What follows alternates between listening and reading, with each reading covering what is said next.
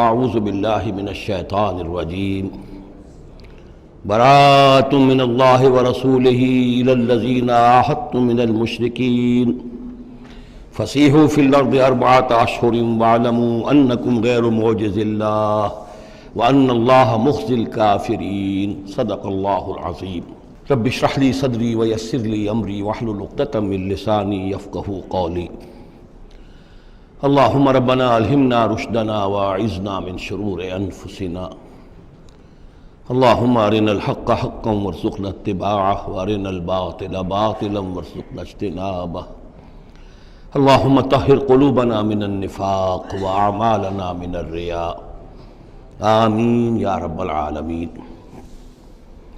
اب ہم اللہ کے نام سے سورہ توبہ کا آغاز کر رہے ہیں۔ یہ سورہ مبارکہ تجزیے کے اعتبار سے قرآن حکیم کی مشکل ترین صورت ہے۔ اس میں کئی خطبات ہیں جو مختلف مواقع پر نازل ہوئے ہیں، اور چونکہ قرآن مجید میں یہ چیز محفوظ نہیں ہے کہ کون سا خطبہ کس وقت نازل ہوا، اس کے حوالے سے بڑی تحقیق کی ضرورت ہوتی ہے، اور جن لوگوں نے اتنی تکلیف گوارا نہیں کی ہے وہ بہت سے مغالطوں میں خود بھی مبتلا ہوئے ہیں اور دوسروں کو بھی مبتلا کیا ہے۔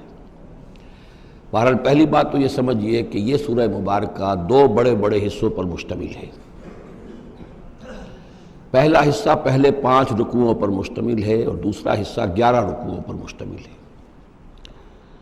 فلسفہ دین اور فلسفہ رسالت کے اعتبار سے ان دونوں حصوں کے مابین فرق یہ ہے کہ نبی اکرم صلی اللہ علیہ وسلم کی جو بعثت ہوئی تھی، براہ راست بعثت جن میں سے آپ خود تھے، یہ بعثت خصوصی ہے، بعثت خاصہ ہے کہ جو مشرکین عرب کی طرف ہے، بنی اسماعیل کی طرف ہے۔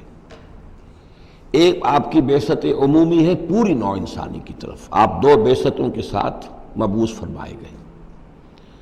آپ کی جو بعثت خصوصی ہے الی اہل العرب، بنی اسماعیل، مشرکین عرب، چونکہ آپ انہی میں سے تھے اور انہی کی زبان میں آپ نے آخری اتمام حجت کر دیا، لہذا ان کے ضمن میں اللہ تعالیٰ کا جو قدیم قانون ہے رسولوں کے بارے میں کہ اگر کوئی قوم جس کی طرف رسول بھیجا جائے اور وہ اتمام حجت کر دے اور پھر بھی وہ قوم تسلیم نہ کرے تو اس قوم کو ہلاک کر دیا جاتا تھا، عذاب استیصال۔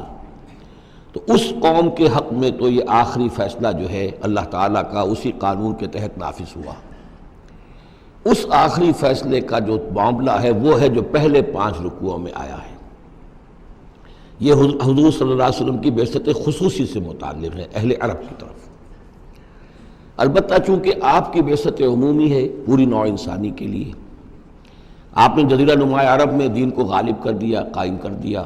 بعثت خصوصی کا تو گویا کہ آخری مقصد آخری درجے میں مکمل ہو گیا، لیکن یہ بعثت عمومی کے کام کا آپ نے آغاز فرمایا ہے صلح حدیبیہ کے بعد۔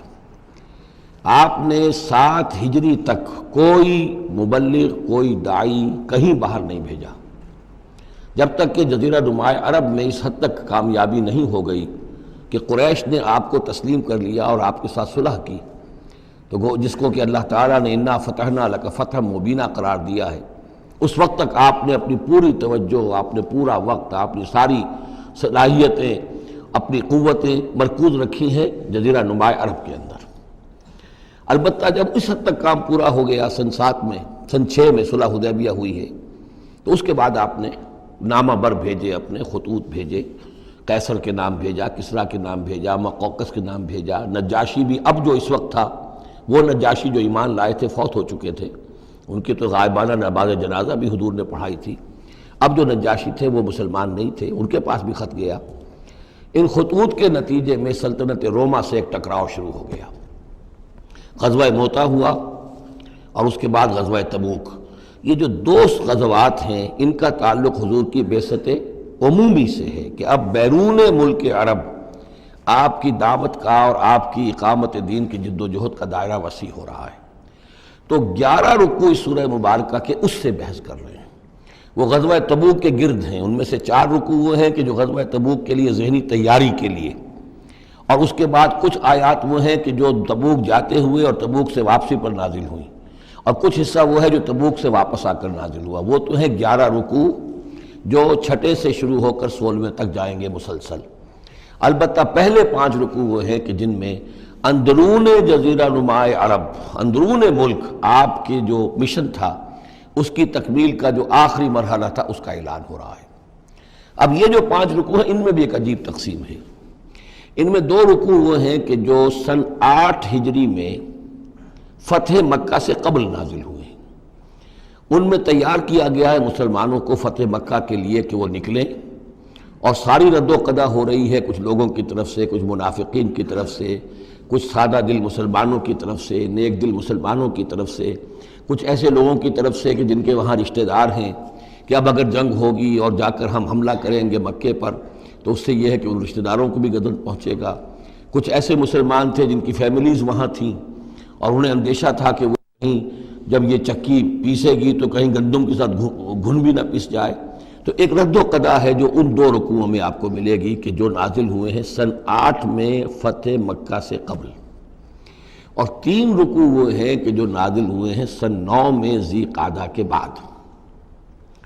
اور یہ جب کہ فتح مکہ ہو چکا، اس سال حضور نے حج نہیں کیا، پھر اگلے سال آپ نے بھی دوبارہ حج نہیں کیا، لیکن آپ نے ایک قافلہ بھیج دیا تھا کہ وہ جائے، اور اس کے امیر کی حیثیت سے حضرت ابو بکر صدیق رضی اللہ تعالیٰ عنہ تھے امیر الحج۔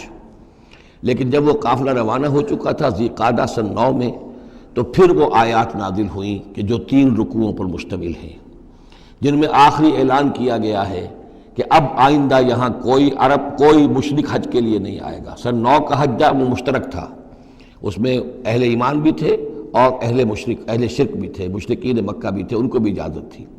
اور وہاں اعلان کیا گیا کہ آئندہ مشرکین کے ساتھ اللہ کا کوئی معاہدہ نہیں ہے، اور ایک مہلت دی جا رہی ہے اتنے وقت معین کی، اس کے اندر یا تو وہ اسلام لے آئیں اور یا ان کا قتل عام ہو جائے گا۔ یہ سخت ترین آیات ہے قرآن مجید کی کہ جو اس حصے میں نازل ہوئی ہیں، لیکن اس کا فلسفہ سمجھ لیجئے، یہ قائم مقام ہے اس عذاب استیصال کے جو عذاب قوم نوح پر آیا، قوم ہود پر آیا، قوم صالح پر آیا، قوم شعیب پر آیا، سدوم اور عمورہ کی بستیوں پر آیا، آل فرعون پر آیا۔ وہ اب مشرکین عرب پر اس لیے آنا ضروری تھا کہ ان کی طرف حضور بھیجے گئے، انہی کی زبان میں کتاب اتار دی گئی، ان پہ اتمام حجت ہو گیا، حق مبرہن ہو گیا۔ اب اگر وہ ایمان نہیں لا رہے ہیں تو عذاب استیصال کے مستحق ہو چکے ہیں۔ البتہ یہ کہ انہیں پہلی قسط جو دی گئی عذاب کی وہ تو غزوہ بدر کی شکل میں تھی، اب آخری یہ ہے کہ چیلنج کر دیا گیا کہ اب اتنی مدت کے اندر اگر تم ایمان لے آؤ گے تو تمہاری خیریت ہے، نہیں لاؤ گے تو تمہیں قتل کر دیا جائے گا۔ اور اس میں خود بخود امپلائڈ تھی یہ بات کہ اگر تم نہ ایمان لانا چاہو نہ قتل ہونا چاہو تو جزیرہ نما عرب کو خیر بات کہہ کے چلے جاؤ، جہاں سینگ سمائے چلے جاؤ، اب عرب میں نہیں رہ سکتے۔ اس جزیرہ نما عرب کو پاک کر دیا جائے گا شرک سے۔ تو 2 رکوع وہ 3 یہ، اب اس میں ایک اور کمپلیکیشن ہے، یہ 2 رکوع پہلے اور 3 رکوع بعد میں، ترتیب زمانی تو یہ ہے، ان 3 رکوعوں کا ایک رکوع پہلے نکال کے لے آیا گیا ہے۔ جیسے میں نے کہا تھا کہ سورہ انفال میں ایک آیت جو تھی کہ جو بڑی اہم تھی اور جو بڑی یوں سمجھیے کہ ایک حساس مسئلے پر تھی کہ مال غنیمت کا کیا ہوگا، اس کو پہلے لے آئے، حالانکہ اس کا اصل حکم، اس کی اصل بحث جو ہے وہ سورت کے اندر چل رہی ہے، جا کے وسط میں آ رہی ہے۔ اسی طریقے سے قرآن کا اسلوب ہے کہ جو خاص بہت اہم شے تھی، اگرچہ وہ ان 3 رکوعوں سے متعلق ہے جو بعد میں نازل ہوئے ہیں، لیکن ان کو پہلے سب سے پہلے صورت میں رکھ دیا گیا ہے۔ تو گویا کہ پہلے 5 رکوع بھی 3 حصوں میں ہیں۔ پہلا رکوع جو 6 آیات پر مشتمل ہے، یہ وہ 6 آیات ہیں جن کو دے کر حضرت علی کو بھیجا حضور نے صلی اللہ علیہ وسلم، وہاں جا کر حج کے اعلان کرو، اعلان عام کر دو میری طرف سے کہ اب مشرکین کے ساتھ کوئی معاہدے نہیں۔ اس کے بعد وہ 2 رکوع ہیں جو ایک سال پہلے جو ہے نازل ہوئے ہیں فتح مکہ سے قبل۔ پھر 2 رکوع وہی ہیں کہ جو ان 6 آیات کے تسلسل میں ہیں جو ذی قعدہ سن 9 ہجری میں نازل ہو رہے ہیں۔ تو یہ 3 حصوں میں پہلے 5 رکوع ہیں، لیکن ان 5 رکوعوں کا تعلق محمد الرسول اللہ صلی اللہ علیہ وسلم کی بعثت خصوصی کا جو تکمیلی مرحلہ ہے در حقیقت اس سے ہے۔ برات من اللہ ورسولہ، اعلان برات ہے، لا تعلقی کا اعلان ہے اللہ اور اس کے رسول کی طرف سے، الی الذین عاہدتم من المشرکین، ان لوگوں کی جانب جن سے اے مسلمانوں تم نے مشرکوں میں سے معاہدے کیے، اللہ کی طرف سے سارے معاہدے ختم۔ البتہ یہ بڑا کیٹیگوریکل سٹیٹمنٹ جو آیا ہے، اس کے بعد اس کے اندر تھوڑی تھوڑی وہ جو ہے تفصیل جب آئے گی تو اس میں رعایتیں دی گئی ہیں، لیکن اعلان ایسا ہے۔ اور اس صورت سے پہلے، یہ واحد صورت ہے قرآن مجید کی جس سے پہلے آیت بسم اللہ نہیں ہوتی، اور اس کا سبب یہ بیان کیا ہے حضرت علی رضی اللہ تعالیٰ عنہ نے کہ یہ صورت تو ننگی تلوار لے کر نازل ہوئی ہے۔ آیت بسم اللہ میں تو اللہ کے نام ہے الرحمن الرحیم، تو یہ صورت جو ہے یہ تو ننگی تلوار لے کر نازل ہوئی ہے۔ اہل شرک کے لیے جو اعلان اس میں کیا گیا ہے کہ ان کو قتل کیا جائے گا، قتل عام ہوگا، تو گویا کہ اس کے مضامین جو ہیں اللہ تعالیٰ کی وہ رحمانیت اور رحیمیت کے ساتھ بظاہر ان کی مناسبت نہیں ہے، اس لیے اس صورت سے قبل آیت بسم اللہ نہیں لکھی جاتی۔ واللہ عالم۔ برات من اللہ ورسولہ الی الذین عاہدتم من المشرکین، اعلان برات ہے، اعلان لا تعلقی ہے اللہ اور اس کے رسول کی طرف سے ان تمام لوگوں سے کہ جن سے مسلمانوں نے معاہدے کیے۔ فسیحوا فی الارض اربعۃ اشہر، تو گھوم پھر لو اس زمین میں، یعنی اس جزیرہ نما عرب میں 4 مہینے کی تمہیں مہلت دی جا رہی ہے۔ وَاعْلَمُوا أَنَّكُمْ غَيْرُ مُعْجِزِ اللَّهِ، اور جان لو کہ تم اللہ کو عاجز نہیں کر سکتے، اللہ کو شکست نہیں دے سکتے۔ وَأَنَّ اللَّهَ مُخْزِي الْكَافِرِينَ، اور اللہ تعالیٰ کافروں کو رسوا کر کے رہے گا۔ اب ان کے لیے یہ آخری جو ہے قسط جو ہے اللہ تعالیٰ کی طرف سے عذاب کی وہ آ کر رہے گی۔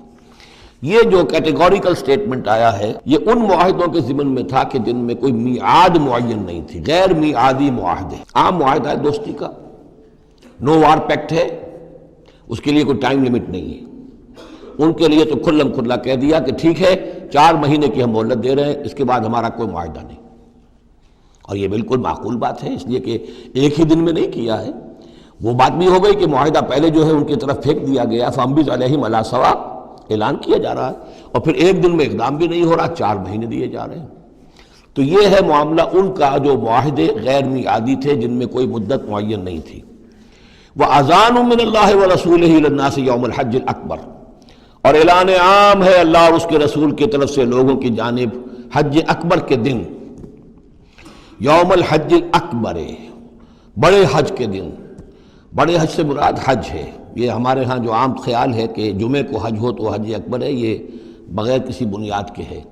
اصل میں عمرہ جو ہے وہ حج اصغر ہے، اور جو حج ہے وہ حج اکبر ہے۔ عمرہ بھی ایک چھوٹا حج ہے، تو وہاں اکبر اور اصغر اس اعتبار سے ہوتے ہیں۔ تو یوم الحج الاکبر، جب جو حج آ رہا ہے اس دن، ان اللہ بریء من المشرکین ورسولہ، اعلان عام، چونکہ حج میں تو تمام اطراف و اکناف جو ہیں جزیرہ نما عرب کے وہاں سے لوگ آئے ہوئے ہیں، تو اعلان عام ہو جائے گا کہ اللہ تعالیٰ بری ہے، الگ ہے، اس کا کوئی معاہدہ مشرکین کے ساتھ نہیں ہے، نہ صرف اللہ بلکہ اس کے رسول بھی۔ وَإِن تُبْتُمْ فَهُوَ خَيْرٌ لَكُمْ، اور اگر تم باز آ جاؤ، توبہ کر لو تو تمہارے لیے بہتر ہے، اسی میں خیریت ہے۔ وَإِن تَوَلَّيْتُمْ، اگر تم پیٹھ موڑ لو گے، روگردانی کرو گے، فَاعْلَمُوا أَنَّكُمْ غَيْرُ مُعْجِزِ اللَّهِ، تو سن رکھو تم اللہ کو عاجز نہیں کر سکتے، تم اللہ کو شکست نہیں دے سکتے۔ وَبَشِّرِ الَّذِينَ كَفَرُوا بِعَذَابٍ أَلِيمٍ، اور ان کافروں کو اے نبی بشارت دے دیجئے دردناک عذاب کی۔ إِلَّا الَّذِينَ عَاهَدتُّم مِّنَ الْمُشْرِكِينَ، اب یہاں ایک استثناء ہو رہا ہے، یہ ہے جن کے ساتھ میعادی معاہدے تھے، 2 سال کا معاہدہ ہے، 1 سال کا معاہدہ ہے، 6 ماہ کا معاہدہ ہے، اس کو مستثنیٰ رکھا۔ غیر میعادی معاہدہ تھا، یہ اعلان کر دیا اور 4 مہینے کی مہلت دے دی۔ جو میعادی تھا اس کو فرمایا الا الذین عاہدتم من المشرکین، ہاں اس کے سوا وہ لوگ ہوں گے کہ جن سے تم نے مسلمانوں مشرکین میں سے جن سے معاہدے کیے، ثم لم ینقصوکم شیئا، پھر انہوں نے کوئی کمی نہیں کی، کوئی شے جو ہے جو بھی شرائط تھی اس میں سے کسی میں کوئی کمی نہیں کی، وہ اپنے معاہدے کی شرائط کی پابندی کرتے رہے۔ وَلَمْ يُظَاهِرُوا عَلَيْكُمْ، اور نہ تم پر تمہارے دشمنوں کی کوئی مدد کی، احداً کسی کی بھی، فَأَتِمُّوا إِلَيْهِمْ عَهْدَهُمْ، تو ان کے لیے ان کی مدت مکمل کر دو، اِلَىٰ مُدَّتِهِمْ، جو بھی مدت ہے، کسی کی 2 سال کی ہے، کسی کی 6 مہینے کی ہے، تو جو میعادی معاہدہ ہے اس کی بشرطے کہ ان کی طرف سے کوئی خلاف ورزی نہ ہوئی ہو تو ان کی مدت جو ہے وہ پوری کر دو۔ ان اللہ یحب المتقین، یقیناً اللہ تعالیٰ تقوی والوں کو پسند کرتا ہے۔ فَإِذَا انْسَلَخَ الْأَشْهُرُ الْحُرُمُ، جب یہ مہینے جو رعایت کے مہینے ہیں، پناہ کے مہینے ہیں، یعنی دو شکلیں ہو گئی. جیسے عورت کی جو عدت ہوتی ہے، فرض کیجئے کہ طلاق دی گئی تو ایک عدت تو یہ ہے کہ 3 ماہ جو ہے یا 3 حیض آ گئے، لیکن اگر وہ اگر حاملہ ہے تو وضع حمل تک وہ عدت رہے گی. اسی طریقے سے جن لوگوں کا کوئی میعاد مقرر نہیں تھی ان کے لیے 4 مہینے مقرر کر کے اور ان کے معاہدوں کا اعلان کر دیا. جن کی میعاد مقرر تھی کہا کہ جیسے ہی میعاد ختم ہوگی پھر معاہدہ نہیں ہوگا، اب یہ رینیو نہیں ہوگا، لیکن یہ کہ اس مدت کی تکمیل کر دی جائے گی. فَإِذَا انْسَلَخَ الْأَشْهُرُ الْحُرُمُ، اور جب یہ محترم مہینے سمجھ لیجئے، اس لیے کہ اب یہ ان کے لیے جو امان کے مہینے ہیں جو تمہیں دے دیے گئے ہیں، جب یہ ختم ہو جائیں گے فَاقْتُلُوا الْمُشْرِكِينَ حَيْثُ وَجَدتُّمُوهُمْ، تو قتل کرو ان مشرکوں کو جہاں پاؤ. یہ سخت ترین الفاظ ہیں. وَخُذُوهُمْ، پکڑو ان کو، وَاحْصُرُوهُمْ، گھیراؤ کرو ان کا، وَاقْعُدُوا لَهُمْ كُلَّ مَرْصَدٍ، اور ہر جگہ گھات لگا کر بیٹھو ان کو پکڑنے کے لیے. یہ آخری ہے جو گویا کہ ان کی رسوائی. اب ظاہر بات ہے یہ آیات پڑھ کر سنائی گئیں، مشرکین موجود تھے، اس سے بڑی رسوائی اور کیا ہوگی. کس انداز میں اب انہیں چیلنج کیا جا رہا ہے. یہ رسوائی، واللہ مخزی الکافرین، اللہ ان کافروں کو رسوا کر کے رہے گا. حضرت علی کو بھیجا گیا اس لیے کہ قافلہ روانہ ہو چکا تھا. پھر یہ آیتیں اتری ہیں 6. تو ان آیتوں کو دے کر حضور نے بھیجا کہ علی جاؤ اور میرے نمائندے کی حیثیت سے حج کے اجتماع میں تم اعلان کرو. اس لیے کہ عرب کا رواج یہ تھا کہ کسی بڑی شخصیت کی طرف سے اتنا بڑا اعلان وہ کوئی اس کا قریبی عزیز کر سکتا تھا. تو وہ قافلہ حج جو ہے کہیں پڑاؤ پر تھا، درمیان میں حضرت علی پہنچے، امیر تھے حضرت ابوبکر رضی اللہ تعالی عنہ. تو جب حضرت علی وہاں پہنچے ہیں تو پہلا سوال کیا حضرت ابوبکر نے، امیر او مامور، آپ امیر بنا کر بھیجے گئے یا مامور؟ اگر تو مجھے معذور کر کے آپ کو امیر بنا کر بھیجا ہے حضور نے تو آپ یہاں بیٹھیے، میں ادھر بیٹھوں گا، لیکن اٹ مسٹ بی نون ہو از ہو. اور اگر آپ مامور ہیں میں ہی امیر ہوں تو بھی ٹھیک ہے، لیکن معلوم ہونا چاہیے. یہ نظم کا معاملہ ہے دین کے اندر، جماعتی زندگی. اور مسلمانوں کا حال یہ ہو گیا کہ سب سے زیادہ غیر منظم قوم دنیا میں مسلمانوں کی. یہاں یہ کہ آتے ہی پہلی بات یہ ہو رہی ہے امیرون اور مامورون، بات طے ہو جانی چاہیے. آپ امیر ہو کر آئے ہیں تو میں چارج دیتا ہوں آپ کو، اور مامور ہے تو مجھے معلوم ہونا چاہیے. ان کا مامورون، میں مامور ہی بنا کے بھیجا گیا ہوں، امیر الحج آپ ہی ہیں. البتہ ان آیات کا اعلان میں کروں گا حضور کی طرف سے حج کے اجتماع میں، اس میں یہ اعلان ہو رہا ہے. فَإِذَا انْسَلَخَ الْأَشْهُرُ الْحُرُمُ فَاقْتُلُوا الْمُشْرِكِينَ حَيْثُ وَجَدتُّمُوهُمْ وَخُذُوهُمْ وَاحْصُرُوهُمْ وَاقْعُدُوا لَهُمْ كُلَّ مَرْصَدٍ فَإِنْ تَابُوا وَأَقَامُوا الصَّلَاةَ وَآتَوُا الزَّكَاةَ، پھر اگر وہ توبہ کریں، نماز قائم کریں، زکوٰۃ ادا کریں، فَخَلُّوا سَبِيلَهُمْ، تو ان کا راستہ چھوڑ دو، کھول دو، مسلمان ہو گئے. ان اللہ غفور الرحیم، یقیناً اللہ غفور الرحیم ہے. وَإِنْ أَحَدٌ مِّنَ الْمُشْرِكِينَ اسْتَجَارَكَ، اور اگر مشرکین میں سے کوئی شخص آپ سے پناہ طلب کرے، حتیٰ یسمع کلام اللہ، اتنا بڑا ہمیں الٹیمیٹم دے دیا گیا ہے. بہت سے لوگ ہوں گے ابھی تک انہوں نے توجہ کی ہی نہیں، سوچا ہی نہیں محمد کیا کہہ رہے ہیں، کیا دعوت ہے. اب یہ کہ تمام جزیرہ نماء عرب کے لوگوں کو اتنا بڑا الٹیمیٹم آ گیا ہے تو وہ سنجیدگی سے سوچنے پہ مجبور ہوئے کہ یہ کیا بات ہے، کیا دعوت ہے جس کے لیے ہمیں یہ الٹیمیٹم دے دیا گیا.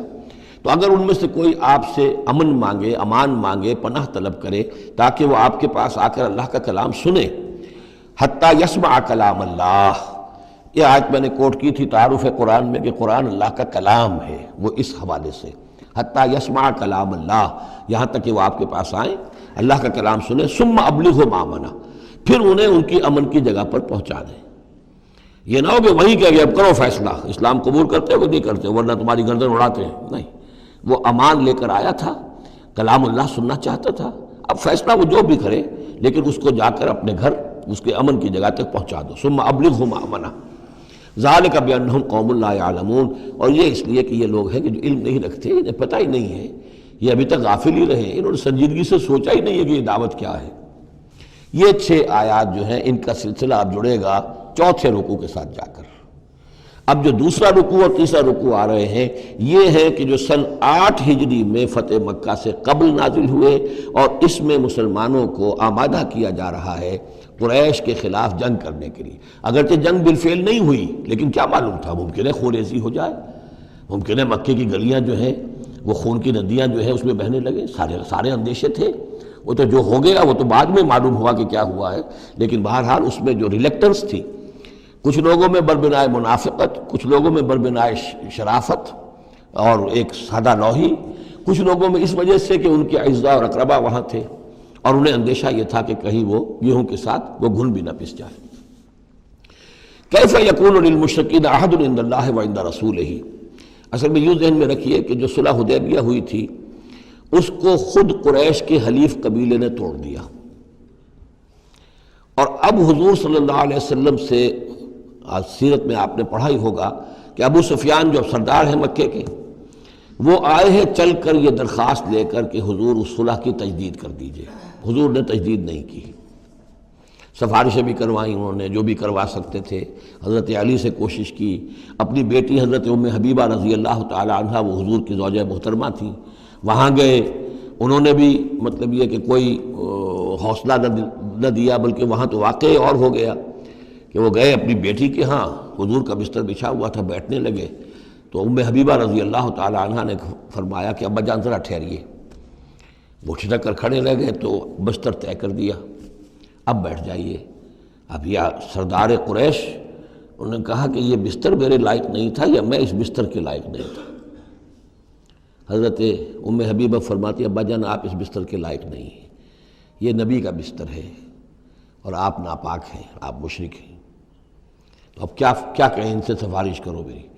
معلوم ہوا کہ وہ ساری گئے تو تھے اس لیے کہ بیٹی سے سفارش کروا دیں گے تو شاید زبان میں نہ کھل سکی ہو، پر اس وقت ہو سکتا ہے کہ بہت سے لوگوں نے یہ چیمے گوئیاں کی ہو کہ دیکھیے اچھی بات نہیں ہے، صلح اچھی بات ہوتی ہے، اب یہ قریش کا سردار آیا ہے، گڑ گڑا رہا ہے، سفارشیں کروا رہا ہے، تو صلح کر لینی چاہیے، کیوں صلح نہیں کر رہے حضور؟ اس کو پس منظر میں رکھیے، تب یہ آیتیں آپ کی سمجھ میں آئیں گی۔ کیف یکون للمشرکین عہد عند اللہ، کیسے ہو سکتا ہے مشرکین کے لیے کوئی عہد اللہ کے نزدیک، وعند رسولہ اور اس کے رسول کے نزدیک، الا الذین عاہدتم من المسجد الحرام، سوائے ان کے کہ جن کے ساتھ تم نے معاہدہ کیا تھا مسجد حرام کے پاس، صلح حدیبیہ، فما استقاموا لکم فاستقیموا لہم، تو جب تک وہ اس پر قائم رہے، سیدھے رہے تمہارے لیے، تم بھی قائم رہو، سیدھے رہو۔ ان اللہ یحب المتقین، لیکن اللہ تعالیٰ متقیوں کو پسند کرتا ہے۔ یعنی جب تک انہوں نے نہیں توڑا تھا معاہدہ، ہم نے بھی پیروی کی، ہم نے اس کی پوری پابندی کی، لیکن یہ کہ اب جب کہ ان کی طرف سے یہ توڑا جا چکا ہے تو اب کوئی دباؤ نہیں ہے، کوئی اخلاقی اصول نہیں ہے کہ لازماً معاہدے کی تجدید کی جائے، اب صورتحال کو دیکھنا ہے۔ حضور کو پورا اندازہ ہو چکا تھا کہ اب ان مشرکین میں اتنا دم نہیں ہے کہ وہ مقابلہ کر سکیں، تو معاہدے کا مطلب کیا ہوتا کہ کفر اور شرک کو ایک فریش لیز آف ایگزسٹنس دے دیا جائے۔ 10 سال کے لیے اگر معاہدہ کریں، 10 سال کے لیے کفر جو ہے ڈنکا بجائے گا، تو حضور کو پورا اندازہ تھا، اس لیے آپ نے تجدید نہیں کی۔ کیف وَإِن يَظْهَرُوا عَلَيْكُمْ، کیسے جبکہ اگر وہ تم پر کہیں قابو پا لیں، غالب آ جائیں، لا يرقبوا منکم الا ولا ذمہ، تو ہرگز لحاظ نہیں کریں گے نہ تمہاری قرابت کا نہ عہد کا۔ ان کے ہاں تو نہ قرابت کے کوئی معنی ہے نہ معاہدے کے کوئی معنی ہے، معاہدہ جب بھی چاہا توڑ دیا، قرابت داری کے خلاف کیا۔ یرضونکم بافواہہم، اب وہ جو آئے ہیں صلح کی تجدید کرنے کے لیے اور چاپلوسی کر رہے ہیں، وہ چاہتے ہیں کہ تمہیں راضی کر لیں اپنے منہ سے، وتابا قلوبہم، اب بھی ان کے دل انکاری ہیں، دل اب بھی نہیں مان رہے، واکثرہم فاسقون، اور ان کی اکثریت فاسقین پر مشتمل ہے۔ اشتروا بآیات اللہ ثمنا قلیلا، یہ وہی لوگ ہیں جنہوں نے اللہ کی آیات کو فروخت کیا ہے حقیر سی قیمت کے عوض، اپنی چودراہٹیں، اپنی سیادتیں، حق کو پہچاننے کے باوجود محمد رسول اللہ 13 برس تک ان کے ہاں 12 برس تک دعوت دیتے رہے، انہوں نے قرآن مجید کو رد کیا، فصدوا عن سبیلہ، لوگوں کو روکتے رہے، خود بھی رکے رہے اللہ کے راستے سے، انہم ساء ما کانوا یعملون، بہت ہی برا ہے ان کا عمل جو رہا ہے۔ لا یرقبون فی مومن الا ولا ذمہ، دوبارہ یہ کسی مومن کے حق میں نہ قرابت کا کوئی لحاظ کرتے ہیں نہ کسی عہد اور معاہدے کا کرتے ہیں، وَأُولَٰئِکَ هُمُ الْمُعْتَدُونَ، اور حقیقت میں یہی لوگ ہیں جو حد سے زیادہ تجاوز کرنے والے ہیں۔ فَإِن تَابُوا وَأَقَامُوا الصَّلَاةَ وَآتَوُا الزَّكَاةَ، پھر بھی اللہ نے راستہ کھلا رکھا ہوا ہے، اب بھی کھلی بات ہے کہ اگر وہ توبہ کرے اور نماز قائم کرے اور زکوٰۃ دے، فَإِخْوَانُكُمْ فِي الدِّينِ، تو وہ تمہارے دینی بھائی ہیں۔ وَنُفَصِّلُ الْآيَاتِ لِقَوْمٍ يَعْلَمُونَ، اور ہم اپنی آیات کی تفصیل بیان کر رہے ہیں ان لوگوں کے لیے جو علم رکھتے ہیں، جو علم حاصل کرنا چاہیں۔ وَإِن نَكَثُوا أَيْمَانَهُمْ مِن بَعْدِ عَهْدِهِمْ، اور اگر انہوں نے توڑ دیا ہے اپنی اس قسم کو اور معاہدے کو اس کے باندھنے کے بعد، وَطَعَنُوا فِي دِينِكُمْ، اور جبکہ وہ انہوں نے عیب لگایا ہے تمہارے دین کے معاملے میں، فَقَاتِلُوا أَئِمَّةَ الْكُفْرِ، تو اب جنگ کرو ان کفر کے اماموں سے، یہ ہے الفاظ جو بہت نوٹ کرنے کے۔ ائمۃ الکفر کون تھے جزیرہ نما عرب میں؟ کافر تو سب تھے، مشرک سب تھے۔ ائمۃ الکفر، ائمۃ الشرک، یہ قریش تھے، متولی کعبے کے، بتوں کے مجاور، یہ سارا مرکز جو ہے شرک کا جو بنایا، اللہ کے گھر کو توحید کا مرکز تھا اسے شرک کا اڈا بنا دیا۔ یہ ہے امام۔ جب تک ان کو شکست نہ دی جائے تو ظاہر بات ہے کہ جزیرہ نما عرب پر دین کے غلبے کا تصور نہیں ہے۔ چاہے وہاں کوئی فارمل حکومت نہیں تھی، کوئی سلطنت نہیں تھی، کوئی ریاست نہیں تھی، کوئی جو ہے فارمل دارالخلافہ نہیں تھا، لیکن معنوی اعتبار سے یہ ام القریٰ، یہ مرکزی بستی ہے، یہ ہے اس پورے جزیرہ نما عرب کا صدر مقام ایک اعتبار سے۔ اور یہاں کے جو لوگ ہیں ائمۃ الکفر، ان کے ساتھ جنگ کرو۔ فقاتلوا ائمۃ الکفر، تو قتال کرو ان کفر کے اماموں سے۔ انہم لا ایمان لہم، ان کی کسی قسم کا کوئی پاس نہیں، ان کی کوئی قسمیں نہیں ہیں، کوئی اعتبار نہیں۔ لعلہم ینتہون، شاید کہ وہ باز آ جائیں، یعنی سختی سے شاید باز آ جائیں۔ اے مسلمانوں، نرمی کے ساتھ وہ باز آنے والے نہیں ہیں۔ الا تقاتلون قوما نکثوا ایمانہم، کیا ہو گیا تمہیں؟ تم جنگ نہیں کرنا چاہتے ایسی قوم سے جنہوں نے اپنے عہد کو توڑا؟ معاہدہ انہوں نے توڑا ہے، مسلمانوں نے تو نہیں توڑا، نہ مسلمانوں کے حلیف قبیلے نے توڑا، انہوں نے وعدہ جو کیا تھا اس کو توڑا ہے۔ تو کیا ہو گیا تمہیں؟ شرافت کی وجہ سے یا بزدلی کی وجہ سے یا منافقت کی وجہ سے یا اور کسی سبب سے تم ان سے جنگ نہیں کرنا چاہتے؟ الا تقاتلون، کیا تم قتال نہیں کرنا چاہتے قوماً اس قوم سے نکثوا ایمانہم، جنہوں نے اپنی قسمیں توڑی، وہموا باخراج الرسول، یہی تو ہے کہ جنہوں نے رسول کو مکے سے نکلنے پر مجبور کیا، وہم بدؤکم اول مرہ، اور انہوں نے ہی آغاز کیا تھا۔ ظاہر بات ہے کہ کتنا مسلمانوں کو ستایا تھا مکے میں، مسلمانوں میں سے بعضوں کو شہید کیا تھا مکے میں، کتنوں کو تکلیفیں دی تھی، ٹارچر کیا تھا، پرسیکیوٹ کیا تھا، انہوں نے کیا پہلی مرتبہ۔ اتخشونہم، اب دیکھیے یہ ہے وہ سرچنگ کوسچن، اے مسلمانوں کیا ان سے ڈر رہے ہو؟ یہ کوئی بزدلی ہے جو تم پر طاری ہو گئی ہے؟ قریش کے خلاف اقدام سے گھبرا رہے ہو؟ اتخشونہم فاللہ احق ان تخشوہ ان کنتم مؤمنین، تو اگر تم مومن ہو تو اللہ زیادہ حقدار ہے کہ تم اس سے ڈرو۔ اب یہ اس کا حکم ہے، تمہیں اقدام آخری کرنا ہے۔ قاتلوہم، کرو جنگ ان سے، یعذبہم اللہ بایدیکم، اللہ تعالیٰ عذاب دے گا انہیں تمہارے ہاتھوں، ویخزہم، اور ان کو رسوا کرے گا، وینصرکم علیہم، اور تمہاری مدد کرے گا ان کے خلاف، ویشف صدور قوم مومنین، اور اہل ایمان کے سینوں کی جلن کو دور کر دے گا، ٹھنڈک عطا فرمائے گا۔ یعنی اب بھی مکے میں ایسے لوگ تھے کہ جن پر ٹارچر ہو رہا تھا، وہ جو ضعیف تھے، جو نہیں کر سکتے تھے، سفر نہیں کر سکتے تھے، یا خواتین تھیں، تو ان کے اوپر جو بھی ظلم ہو رہے تھے، تو جب ان لوگوں کی اب درگت بنے گی تو ان کے بھی دلوں کو کچھ ٹھنڈک ملے گی، اور ان کو بھی کچھ نہ کچھ ان کے احساسات جو ہیں اس کے اندر کچھ سکون ہوگا۔ وَيُذْهِبْ غَيْظَ قُلُوبِهِمْ، ان کے دلوں میں جو غصہ بھرا ہوا، غم بھرا ہوا، اللہ تعالیٰ اسے نکالے گا۔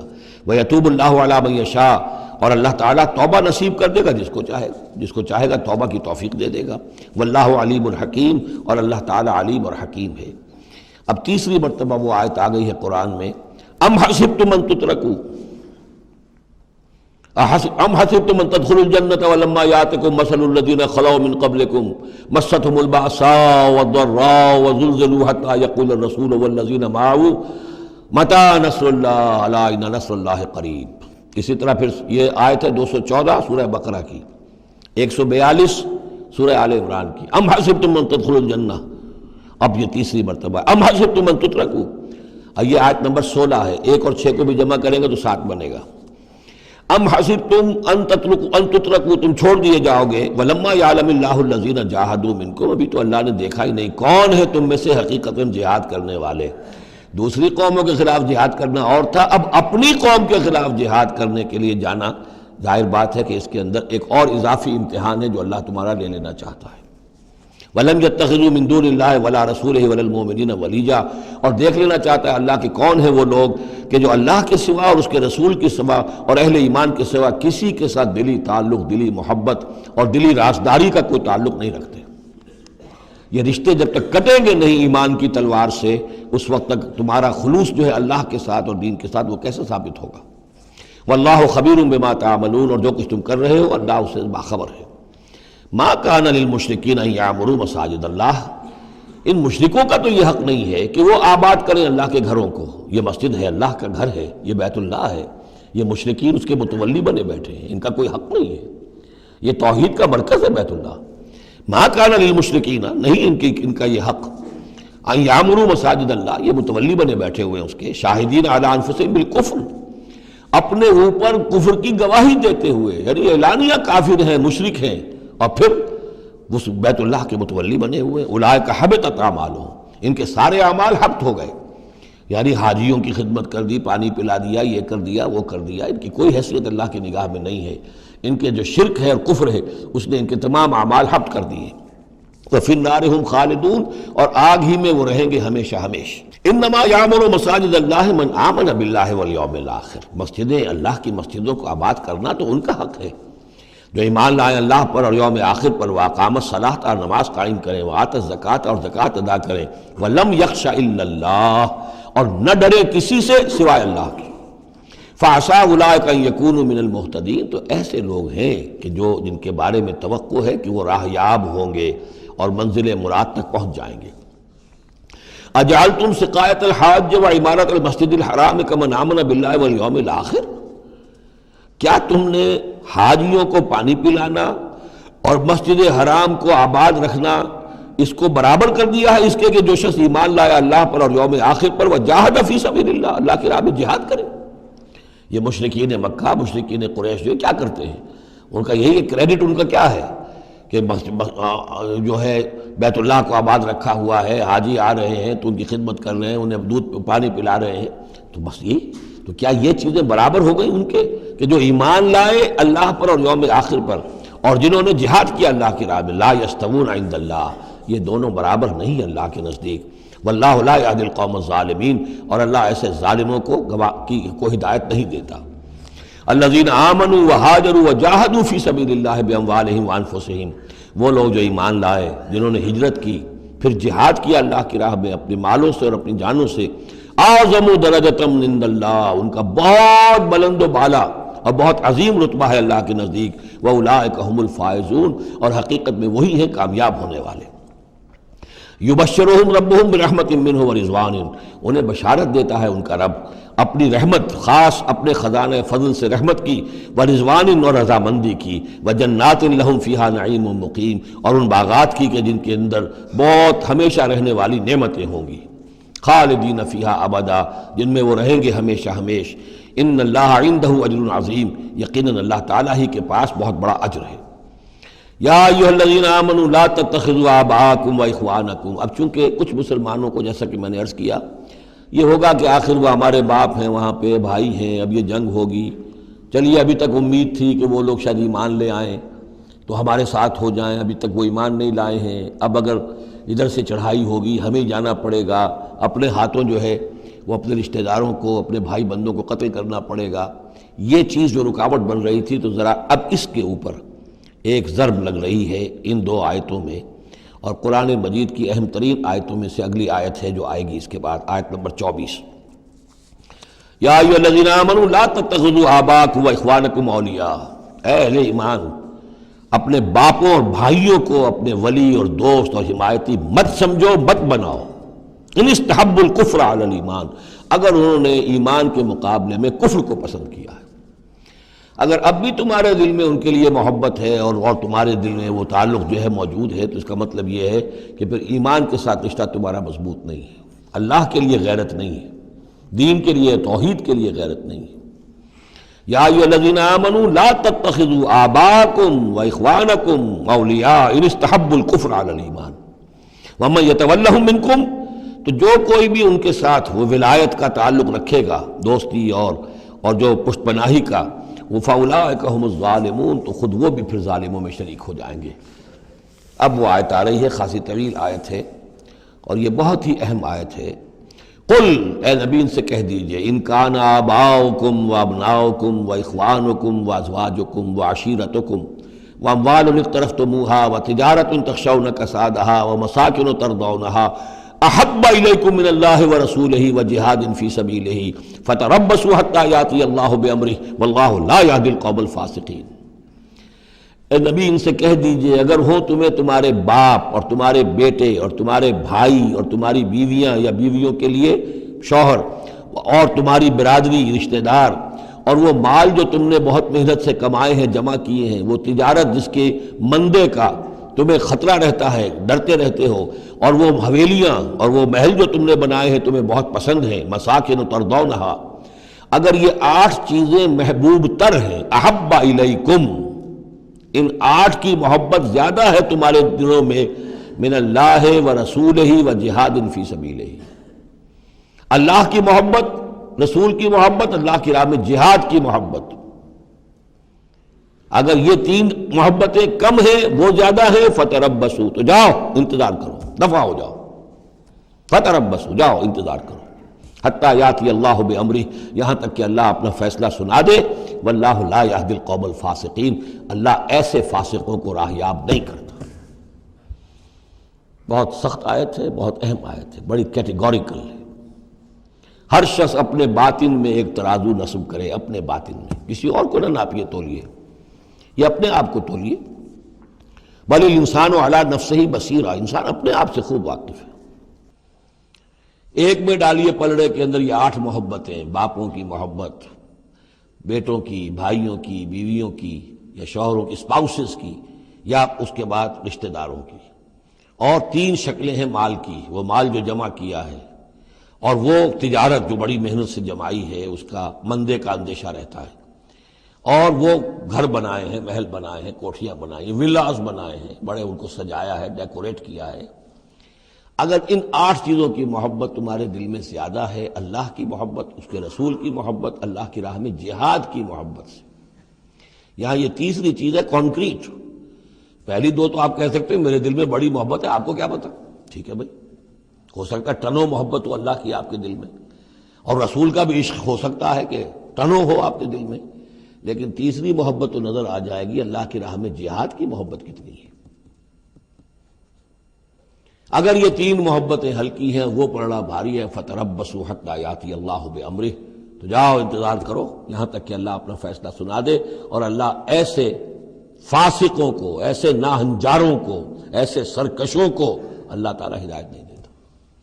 یہ سیلف اسیسمنٹ سکیم ہے، ہر شخص خود اپنا جائزہ لے، کہاں کھڑا ہے، اس کی allocation of time, allocation of energies, اپنی صلاحیتیں کہاں لگا رہا ہے، کہاں کھپا رہا ہے، کس کام میں لگا رہا ہے۔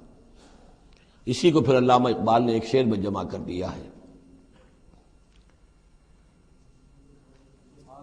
یہ مال و دولت دنیا، یہ رشتہ و پیوند، بتان وہم و گما، لا الہ الا اللہ۔ مال و دولت دنیا کی 3 شکلیں، دولت جیسے بھی ہو، ایسٹس ہوں، بینک بیلنس ہو، سٹاکس ہوں، جو بھی ہو، یہ مال و دولت دنیا۔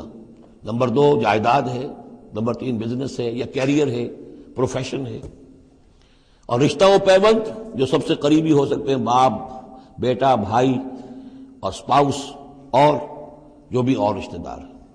یہ مال و دولت دنیا، یہ رشتہ و پیوند، بتان وہم و گما، یہ صرف بت ہیں، ہمارے اپنے وہم کے، توہم کے، ان کی کوئی حقیقت نہیں ہے۔ بتان وہم و گما، لا الہ الا اللہ۔ اگر لا الہ الا اللہ کی شمشیر سے ان بتوں کو آپ توڑ نہیں دیں گے، اور جب تک ٹھیک ہے حق ہے ان کا، بیوی کا حق ہے، اولاد کا حق ہے، ان لنفسک علیک حقا، لیکن وہ تابع رہے، ان 3 چیزوں کے تابع رہے، تب تک ٹھیک ہے۔ اور اگر ان 3 چیزوں سے وہ اوپر چلا گیا، کوئی بھی ایک بھی، تو بس وہ توحید ختم ہے، اب وہ شرک ہے۔ لقد نصرکم اللہ فی مواطن کثیرۃ ویوم حنین، اور اے مسلمانوں تمہاری اللہ نے مدد کی بہت سے مواقع پر، اور خاص طور پر یوم حنین۔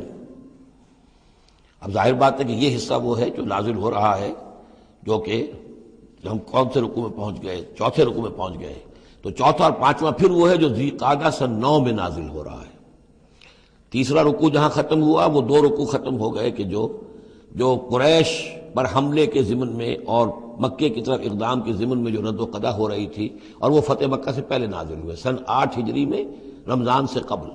اب یہ پھر وہی سلسلہ جڑ گیا جو 6 آیتیں ہم پہلے پڑھائے ہیں ذی قعدہ سن 9 ہجری میں جو نازل ہوئی اسی کے ساتھ۔ اب ظاہر بات ہے کہ اس وقت جو ہے غزوہ حنین بھی ہو چکا تھا۔ لقد نصرکم اللہ فی مواطن کثیرۃ، اللہ نے تمہاری مدد کی ہے مسلمانوں بہت سے مواقع پر، ویوم حنین، حنین کے دن بھی کی، اذ اعجبتکم کثرتکم، جب کہ تمہیں اپنی کثرت پر ناز ہو گیا تھا۔ اب یہ بھی یہ نہ سمجھیے کہ سب مسلمانوں کو ہو گیا تھا۔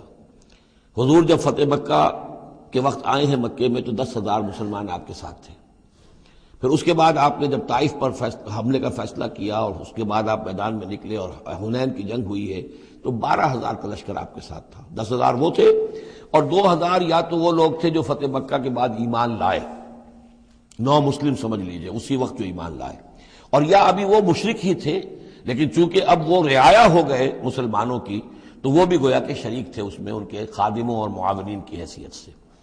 12,000 کا یہ لشکر جب گزر رہا تھا ایک وادی سے، اور اس وادی کے دونوں طرف پہاڑیاں تھیں، تو جو تیر انداز تھے اور وہ بہت ہی نشانے والے لوگ تھے تو انہوں نے مورچے بنا رکھے تھے پہاڑیوں کے اوپر، ان کے اوپر سے تیروں کی بوچھاڑ آئی ہے، تو یہ نشیب میں ہے، وادی میں ہے، اوپر سے بیراج آ رہا ہے، اس کے نتیجے میں بھگدڑ مچ گئی۔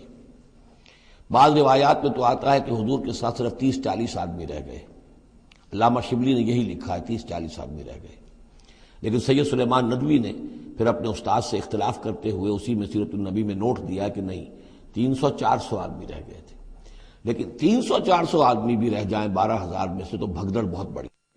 اس وقت پھر حضور خود اپنی سواری سے اترے ہیں، علم اپنے ہاتھ میں لیا ہے، رجز آپ نے پڑھا ہے، انا النبی لا کذب انا ابن عبد المطلب، میں نبی ہوں اس میں کوئی شک نہیں، چاہے یہ 12,000 میرا ساتھ دے تب بھی نبی ہوں، کوئی ساتھ نہ دے تب بھی نبی ہوں، اور میں عبد المطلب کا بیٹا یعنی پوتا میدان میں موجود ہوں۔ اس پر پھر یہ کہ آپ نے لوگوں سے کہا کہ پکارو الیہ یا عباد اللہ، الیہ یا اصحاب الشجرہ، الیہ یا اصحاب البدر، کہاں جا رہے ہو اے بدریوں، کہاں جا رہے ہو اے جو صلح حدیبیہ کے وقت جنہوں نے مجھ سے بیعت کی تھی موت کی، بیعت رضوان، کہاں جا رہے ہو؟ پھر لوگ پلٹے ہیں، پھر فتح ہو گئی۔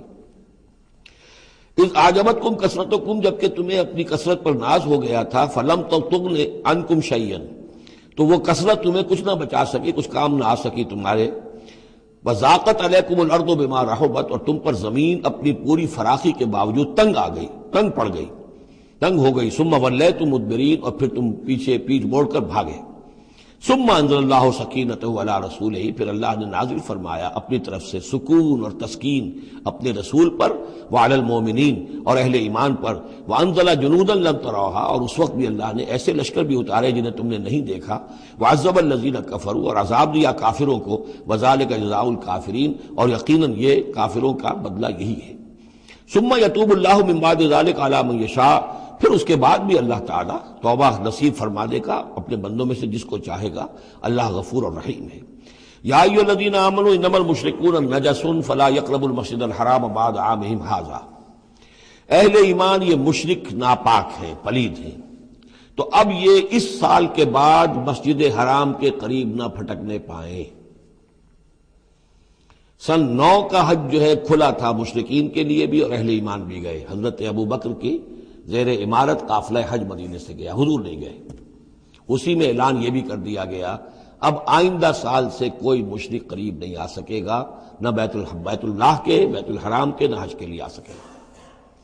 لا یقرب المسجد الحرام بعد عامہم ھذا، اس سال کے بعد اب وہ قریب نہ پھٹکے مسجد حرام کے۔ وَإِنْ خِفْتُمْ عِلَّةً، اب اندازہ ہوا ہوگا کہ یہ تو آتے تھے لوگ تو ہماری آمدنی ہوتی تھی، حاجی آتے تھے، قربانیاں کرتے تھے، کچھ اور نظریں چڑھاتے تھے، چڑھاوے چڑھاتے تھے تو ہماری آمدنی ہوتی تھی۔ وَإِنْ خِفْتُمْ عِلَّةً، اگر تمہیں فقر کا اندیشہ ہو، فَسَوْفَ يُغْنِيكُمُ اللَّهُ مِنْ فَضْلِهِ، تو عنقریب اللہ تعالیٰ تمہیں غنی کر دے گا اپنے فضل سے انشاء، اگر وہ چاہے گا۔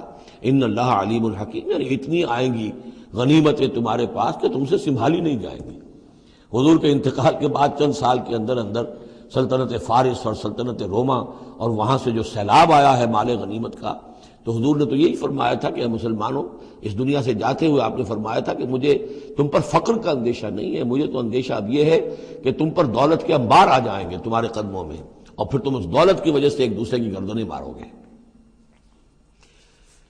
ان اللہ علیم الحکیم قاتل الذین لا یؤمنون باللہ ولا بالیوم الآخر ولا یحرمون ما حرم اللہ ورسولہ ولا یدینون دین الحق من الذین اوتوا الکتاب حتی یعطوا الجزیۃ عن ید وہم صاغرون۔ یہ آیت بھی فلسفہ دین کے اعتبار سے بہت اہم ہے۔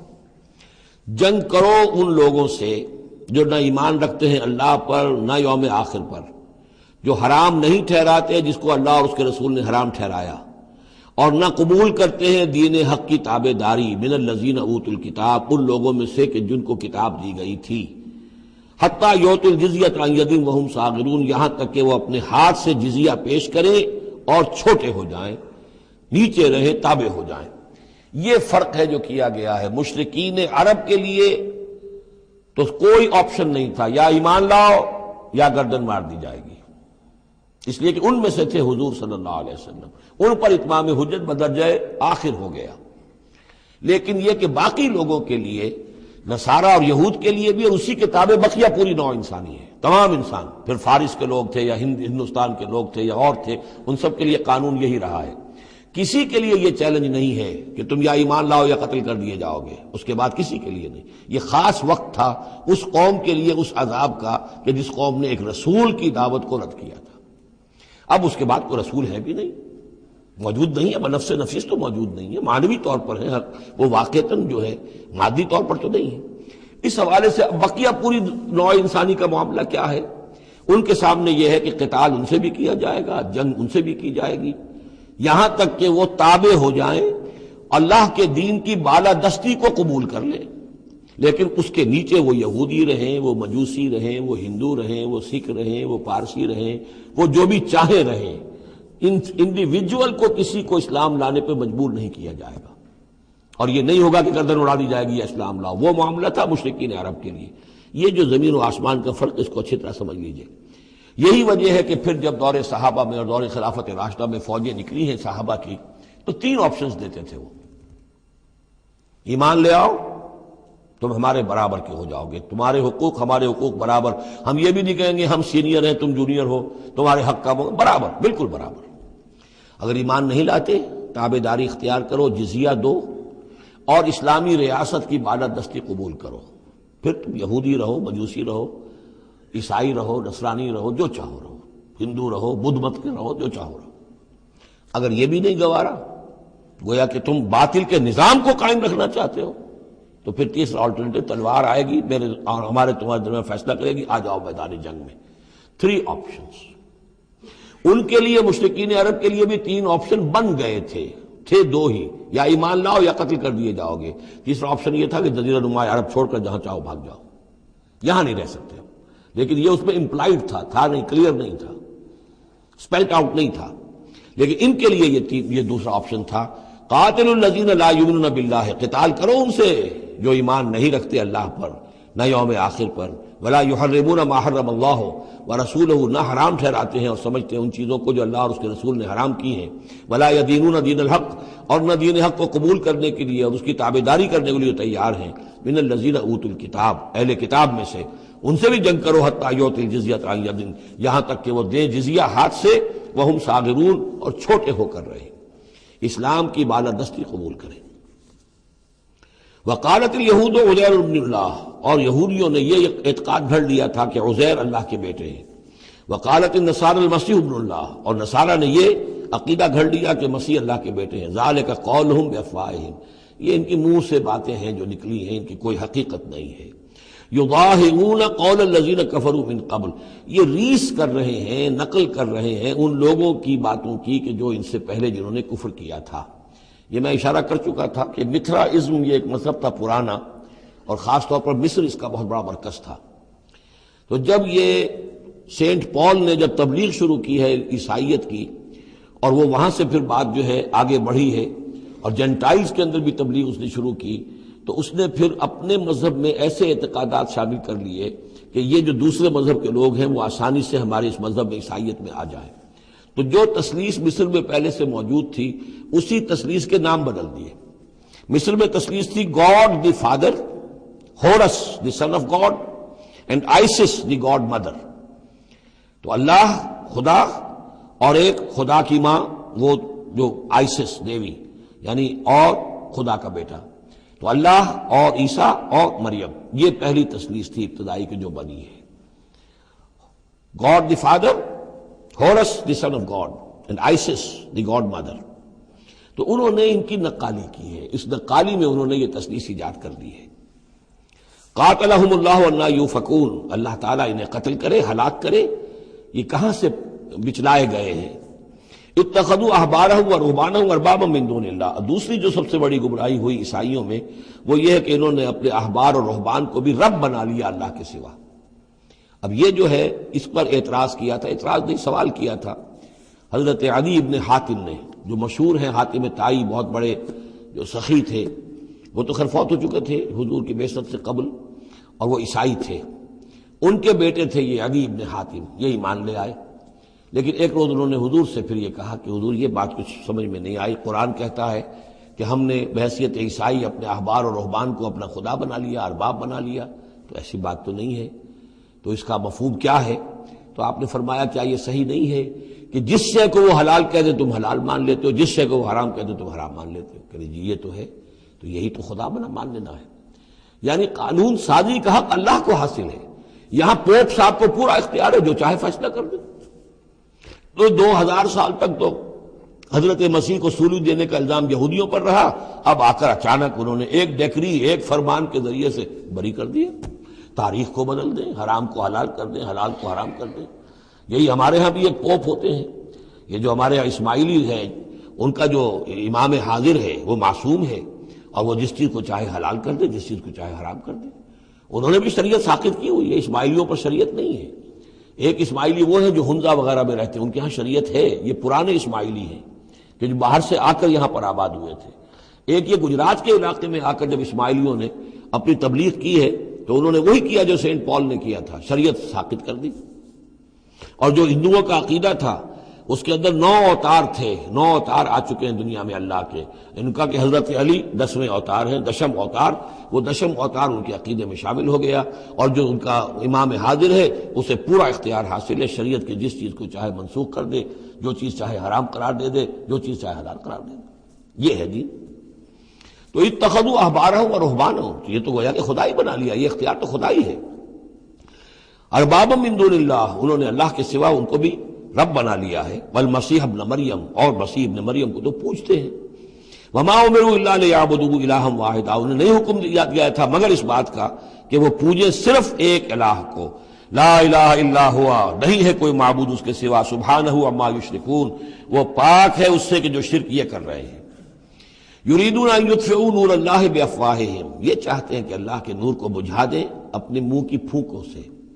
وَيَأْبَى اللَّهُ إِلَّا أَن يُتِمَّ نُورَهُ وَلَوْ كَرِهَ الْكَافِرُونَ، اور اللہ کو ہرگز منظور نہیں ہے مگر یہ کہ وہ اپنے نور کا اتمام فرما کر رہے، چاہے یہ کافروں کو کتنا ہی ناگوار ہو.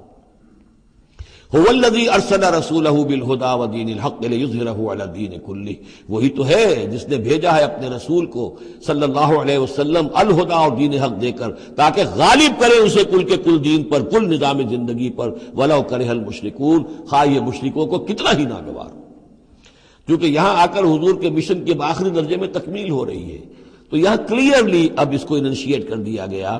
وہ جو میں نے عرض کیا تھا کہ ایک ہے رسالت کا بنیادی مقصد، تبشیر ہے، انذار ہے، تذکیر ہے، دعوت ہے، تبلیغ ہے. وما نرسل المرسلین الا مبشرین ومنذرین، وہ بنیادی مقصد بھی حضور کی بعثت کا ہے. لیکن حضور کا ایک امتیازی مقصد ہے، تکمیل رسالت کا جو مظہر ہے وہ ہے کہ دین کو غالب کرنا بالفعل. یہ جوڑا جو 2 آیتوں کا ہے یہ بالکل اسی ترتیب کے ساتھ یہ جوڑا سورہ صف میں بھی آیا ہے. دوسری آیت تو جو کی تو ہے، ایک شوشے کا فرق نہیں. هو الذی ارسل رسولہ بالہدی ودین الحق لیظہرہ علی الدین کلہ ولو کرہ المشرکون. اس پر تو 24 صفحے کا میرا ایک مقالہ ہے جو لکھا ہوا ہے، جو میری کتاب ہے نبی اکرم صلی اللہ علیہ وسلم کا مقصد بعثت. صرف اس ایک آیت پر 24 صفحے کا مقالہ ہے. اور میں مطمئن ہوں، اللہ کا شکر ہے کہ اس آیت کا حق اللہ تعالیٰ نے میرے ذریعے سے پورا کروا دیا ہے. اس میں کسی اعتبار سے، اس لیے کہ لوگ اس میں سے اپنے لیے راستے نکالتے ہیں، چور دروازے. یہ تو جی اللہ غالب کرنے والا ہے، کوئی انسان غالب کرنے والے تھوڑا ہی ہیں. اور یہ ہے اور وہ ہے، اس لیے کہ جو آدمی کام چور ہے چاہتا ہے کسی طریقے سے کوئی راہ فرار ہو، بھاگنے کا کوئی راستہ مل جائے. لیکن آپ اگر اس کو پڑھیں گے تو معلوم ہوگا کوئی راستہ فرار کا نہیں ہے. ہر جو بھی ممکن ہو سکتی ہے نحوی اعتبار سے، جو امکان ہو، سب کو میں نے لے کر اور ثابت کر دیا ہے کہ اس میں کہیں فرار کا راستہ نہیں۔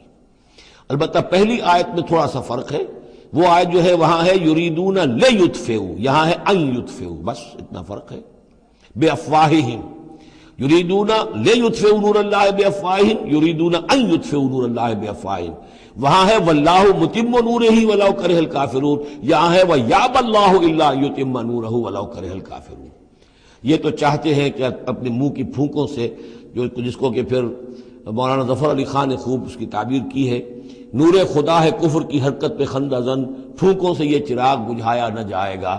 تو یہ جو چاہتے ہیں کہ اپنی منہ کی پھونکوں سے، اور اس میں ایک طرح کا طنز ہے، یہودی چونکہ سامنے آ کر مقابلہ نہیں کر رہے تھے تو یہ ایسے تھا کہ منہ کی پھونکوں سے بجھانا چاہ رہے ہیں، صرف سازشیں ہیں ان کی، اور جو بھی یہ کر رہے ہیں کبھی سامنے آ کر انہوں نے جنگ نہیں کی۔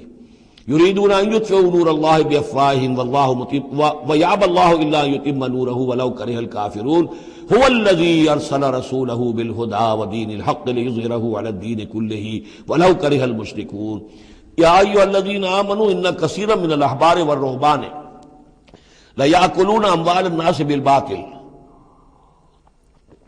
وَيَصُدُّونَ عَن سَبِيلِ اللَّهِ وَالَّذِينَ يَكْنِزُونَ الذَّهَبَ وَالْفِضَّةَ وَلَا يُنْفِقُونَهَا فِي سَبِيلِ اللَّهِ فَبَشِّرْهُم بِعَذَابٍ أَلِيمٍ۔ یہ آیت بھی بہت اہم ہے، اس لیے کہ جو مسلمان امتوں کے اندر علماء اور احبار اور صوفیاء، یا آپ ایک لفظ استعمال کریں مذہبی پیشوا، جو بھی ایک طبقہ بن جاتا ہے، اگر ان میں دنیا کی محبت اور مال کی محبت آ جائے، ایک عام کاروباری آدمی ہے، دنیا کا کاروبار کرتا ہے، اب ظاہر بات ہے حلال ذریعے سے کما رہا ہے، اچھا کھائے اچھا پہنے، ٹھیک ہے، کوئی جائیداد بھی بناتا ہے، کوئی حرام کام نہیں ہے، اس کی اولاد کو منتقل ہو جائے گی۔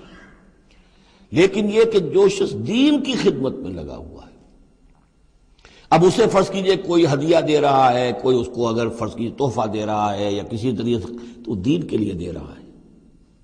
اگر یہ لوگ بھی اپنے پاس دولت جمع کریں، اگر یہ اپنی جائیدادیں بنائیں، تو یہ بدترین انسان ہے آسمان کی چھت کے نیچے کی۔ یہ سمجھ لیجیے اچھی بات۔ عام آدمی کے لیے قانون اور ہوگا، اس حدیث کو ذہن میں لے آئیے، حضور نے فرمایا یوشک ان یاتی علی الناس زمان، مجھے اندیشہ ہے لوگوں پر ایک وقت ایسا آ جائے گا۔ کیسا آ جائے گا؟ لا یبقی من الاسلام الا اسمہ، اسلام میں سے اس کے نام کے سوا کچھ نہیں بچے گا۔ ولا یبقی من القرآن الا رسمہ، قرآن میں سے اس کے رسم الخط کے سوا کچھ نہیں بچے گا۔ مساجدہم عامرۃ، ان کی مسجدیں آباد بہت ہوں گی، شاندار ہوں گی، وہی خراب من الہدی، ہدایت سے خالی ہوں گی۔ وعلماؤہم شر الناس تحت ادیم السماء، اور ان کے علماء آسمان کی چھت کے نیچے کے بدترین انسان ہوں گے۔ من عندہم تخرج الفتنۃ وفیہم تعود، انہی میں سے فتنہ برآمد ہوگا، انہی میں گھس جائے گا۔ تو یا ایھا الذین آمنوا، اہل ایمان، ان کثیر من الاحبار والرہبان، یقیناً بہت سے علماء اور درویش، لیاکلون اموال الناس بالباطل، وہ لوگوں کے مال ہڑپ کرتے ہیں باطل طریقے سے، ویصدون عن سبیل اللہ، اور وہ روکتے ہیں لوگوں کو اللہ کے راستے سے، والذین، اور کوئی نئی دعوت اٹھی ہے، کوئی اللہ کا بندہ جو ہے لوگوں کو دین کی طرف بلا رہا ہے، یہ اپنی مسندیں جب خطرے میں دیکھتے ہیں تو نہیں چاہیں گے کہ ہمارے عقیدت مند جو ہے وہ کسی بھی ایسی دعوت کی طرف رخ کریں اور متوجہ ہو جائیں۔ ان کی جائیدادیں بن رہی ہیں، بڑے بڑے ایسٹس بنا رہے ہیں، جب مرتے ہیں تو چھوڑ کر جائیدادیں جاتے ہیں، ان کی اولادوں کے پھر آپس میں مقدمے ہوتے ہیں، جھگڑے ہوتے ہیں۔ فرمایا والذین یکنزون الذھب والفضۃ، اور وہ لوگ کہ جو دفینے بناتے ہیں، جمع کرتے ہیں اپنے پاس سونا اور چاندی، ولا ينفقونها فی سبیل اللہ، اور وہ خرچ نہیں کرتے اس کو اللہ کی راہ میں، فبشرهم بعذاب علیم، تو ان کو بشارت دے دیجیے عذاب علیم کی، دردناک عذاب کی۔ یوم یحمى علیہا فی نار جہنم، جس دن کے ان کو تپایا جائے گا ان چیزوں کو جہنم کی آگ میں، فتقویٰ بہا جباہہم، اور اسی سونے اور چاندی کو تپا تپا کر اس سے پھر داغے جائیں گے ان کے ماتھے بھی، وجنوبہم، اور ان کے پہلو بھی، وظہورہم، اور ان کی پیٹھیں بھی، ھذا ما کنزتم لانفسکم، یہ ہے جو تم نے کنز کیا تھا اپنے لیے، جو دولت جمع کی تھی، جو خزانے بنائے تھے، فذوقوا ما کنتم تکنزون، تو اب مزہ چکھو اس کا جو تم نے کنز بنایا تھا۔ یا ایھا الذین آمنوا ان کثیرا من الاحبار والرہبان لیاکلون اموال الناس بالباطل ویصدون عن سبیل اللہ والذین یکنزون الذھب والفضۃ ولا ينفقونها فی سبیل اللہ فبشرهم بعذاب علیم۔ اس آیت مبارکہ کے بارے میں یہ نوٹ کر لیجئے کہ اس آیت کے حوالے سے حضرت ابو ذر غفاری رضی اللہ تعالیٰ عنہ کی رائے قائم ہو گئی تھی کہ سونا اور چاندی اپنے پاس رکھنا مطلقاً حرام ہے۔ جو لوگ کہ سونا اور چاندی اپنے پاس رکھتے ہیں، جمع کرتے ہیں، گاڑھتے ہیں، ان کو کنز بناتے ہیں، خزانہ بناتے ہیں، اس کے لیے تو یہ رائے اگرچہ ان کی صحیح نہیں تھی، اس لیے کہ جو دین کا عام قانون ہے وہ یہ ہے کہ انسان حلال ذریعے سے کمائے، اس میں سے جو وہ خرچ کرے اللہ کی راہ میں وہ ٹھیک ہے، اس کو اس کا اجر ملے گا۔ اگر وہ کچھ رکھتا ہے اپنے پاس تو وہ حرام نہیں ہے، بلکہ پھر یہ کہ وہ اس کی اولاد کو منتقل ہو جائے گا، قانونی وراثت ہوگا۔ اگر اپنے پاس کچھ رکھنا ہی نہ ہو تو پھر وراثت کس چیز میں ہوگی؟ اس لیے قانون تو وہی ہے، البتہ یہ ہے کہ وہ جو کہا گیا ہے کہ اللہ کی راہ میں خرچ کرو، خرچ کرو، خرچ کرو، کتنا کرو، قل العفو، تو یہ ایک روحانی تعلیم ہے، اخلاقی تعلیم ہے کہ جمع نہ کرو، اللہ کی راہ میں خرچ کر دو۔ البتہ جو مال بھی آپ نے جمع کیا ہے، آپ نے حلال ذریعے سے کمایا تھا اور اس کی زکوٰۃ بھی آپ نے ادا کر دی ہے، تو وہ مال آپ اپنے پاس رکھ سکتے ہیں، خواہ وہ سونے اور چاندی کی شکل میں ہو۔ چنانچہ اسی پر پھر فیصلہ ہوا حضرت عثمان کے زمانے میں، اور چونکہ حضرت ابو ذر غفاری اس پر اڑے ہوئے تھے اور اس سے ایک فتنہ پیدا ہو رہا تھا مسلمانوں کے اندر، ایک اختلاف، تو پھر حضرت ابو ذر غفاری کو حضرت عثمان نے حکم دے دیا تھا کہ وہ مدینے سے باہر چلے جائیں۔ وہ پھر ایک صحرا میں کسی جگہ پر کٹیا ڈال کر رہتے تھے۔ میرے نزدیک اس آیت کا اصل محل اور مقام جو ہے اس کو سمجھنا چاہیے، اور وہ ہے ان لوگوں سے متعلق ہے یہ مسئلہ جو دین کا کام کرتے ہیں، احبار ہیں، رہبان ہیں۔ یہ لوگ اپنا وقت، اپنی صلاحیتیں، اپنی قوتیں لگاتے ہیں دین کے لیے۔ عام لوگوں کا معاملہ اور ہے، وہ کاروبار کر رہے ہیں، کوئی پروفیشن ہے، کوئی اپنا اور بزنس ہے، اس کے حوالے سے ان کے پاس آمدنی ہو رہی ہے۔ انہیں جو بھی آمدنی ہو رہی ہے وہ اللہ کے دین کی وجہ سے ہو رہی ہے۔ یہ اپنے پاس اگر رکھتے ہیں اور اپنا جائیدادیں بناتے ہیں اور دولت بناتے ہیں اور اپنے لیے پھر وہ اپنی نسلوں کے لیے اس کو وراثت میں منتقل کرتے ہیں، تو ان کے اوپر یہ آیت بعین ہی انہی الفاظ میں اس کا انطباق ہوگا، اس لیے کہ یہ سارا معاملہ احبار اور رہبان کے حوالے سے ہو رہا ہے۔ اس آیت کا سیاق اور سباق جو ہے کہ ظاہر بات ہے کہ ان کے لیے جو بھی کچھ ہے، یہ لٹمس ٹیسٹ یہ ہے، ہاں آپ اپنی ضرورت پوری کریں، جیسے حضور نے اپنی ضرورتیں پوری فرمائی، ازواج مطہرات کو بھی نان نفقہ دیتے تھے آپ اسی بیت المال میں سے، آپ اپنے عزیزوں کے ساتھ بھی کوئی حسن سلوک کرتے تھے تو وہیں سے کرتے تھے۔ کبھی بیت المال خالی ہے تو فاقہ بھی آ رہا ہے، لیکن ضرورتیں پوری کریں، جائیداد بنا کر نہ چھوڑ کر جائیں۔ یہ جو معاملہ ہے کہ اس کو جمع کیا جائے اور پھر وہ جائیداد بنے، میرے نزدیک آج بھی اگر آپ جاننا چاہیں علماء حق کون ہیں اور علماء سو کون ہیں، تو لٹمس ٹیسٹ یہ ہے، جو شخص اپنے دینی کیریئر کے نتیجے میں پھر جائیداد بنا کر اور دولت چھوڑ کر بڑا ہو، وہ علماء سو میں سے لا محالہ، اس میں کسی شک و شبے کی گنجائش نہیں۔ میں اسے لٹمس ٹیسٹ کے طریقے سے بیان کر رہا ہوں۔ یوم یحمى علیہا فی نار جہنم فتکوی بہا جباہہم وجنوبہم، جس دن کہ ان کو تپایا جائے گا اس سونے اور چاندی کو جہنم کی آگ میں، اور پھر داغے جائیں گے ان سے ان کے پیشانیاں بھی اور ان کی پسلیاں بھی اور ان کی پیٹھیں بھی۔ ھذا ما کنزتم لانفسکم، یہ ہے وہ جو تم نے اپنے لیے جمع کیا تھا، لانفسکم فذوقوا ما کنتم تکنزون، تو مزہ چکھو اپنے اس کنز کا۔ ان عدت الشہور عند اللہ 12 شہرا، اللہ کے ہاں مہینوں کی تعداد 12 ہے، فی کتاب اللہ، اللہ کی شریعت میں، اللہ کے قانون میں، تکوینی بھی اور تشریعی بھی۔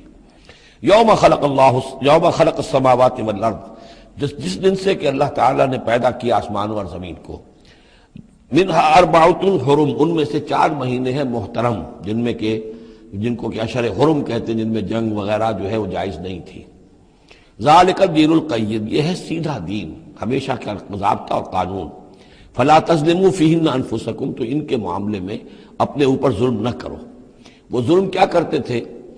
قریش کی اپنی مصلحت ہوئی کہ کوئی مہم انہیں کوئی لڑائی کا معاملہ ہے ان کے درپیش ہے، وہ کہتے تھے اس سال یا شرع حرم فلاں کی بجائے فلاں مہینے ہوں گے، وہ کیلنڈر کو الٹ پھیر کرتے رہتے تھے کہ اس مرتبہ جو ہے یہ عمرے کے لیے مہینہ رجب کا نہیں ہوگا، فلاں ہوگا۔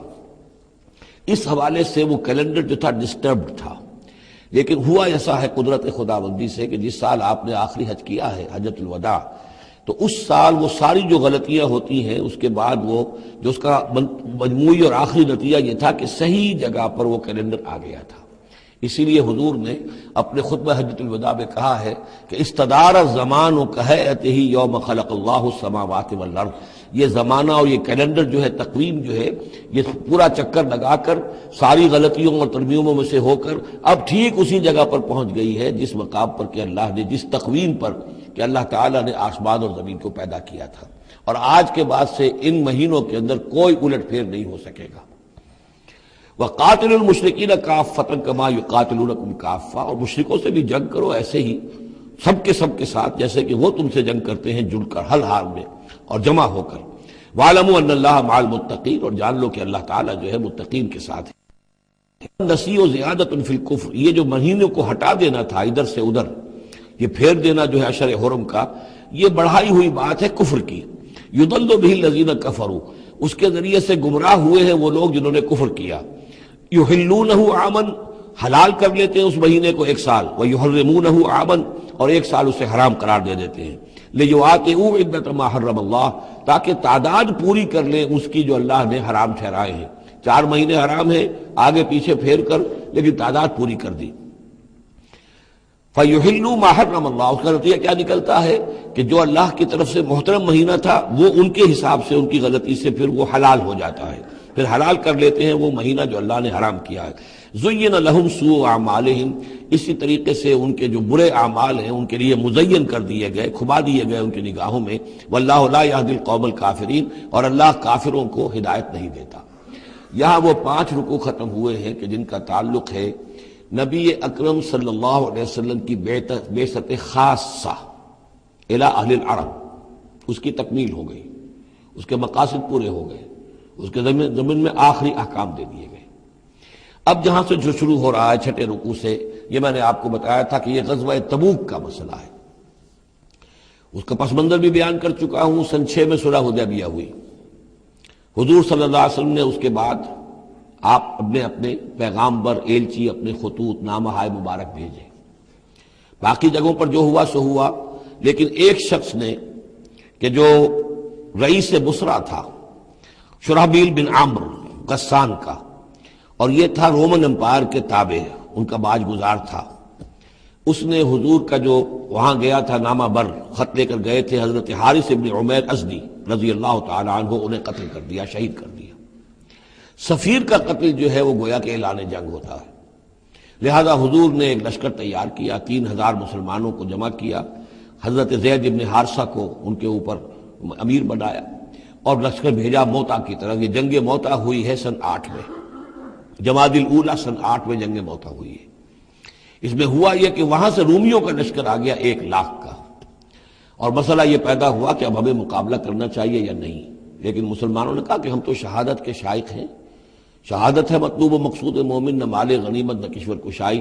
تو جنگ ہوئی، نتیجہ یہ ہوا کہ حضرت زید بن حارثہ بھی شہید ہوئے۔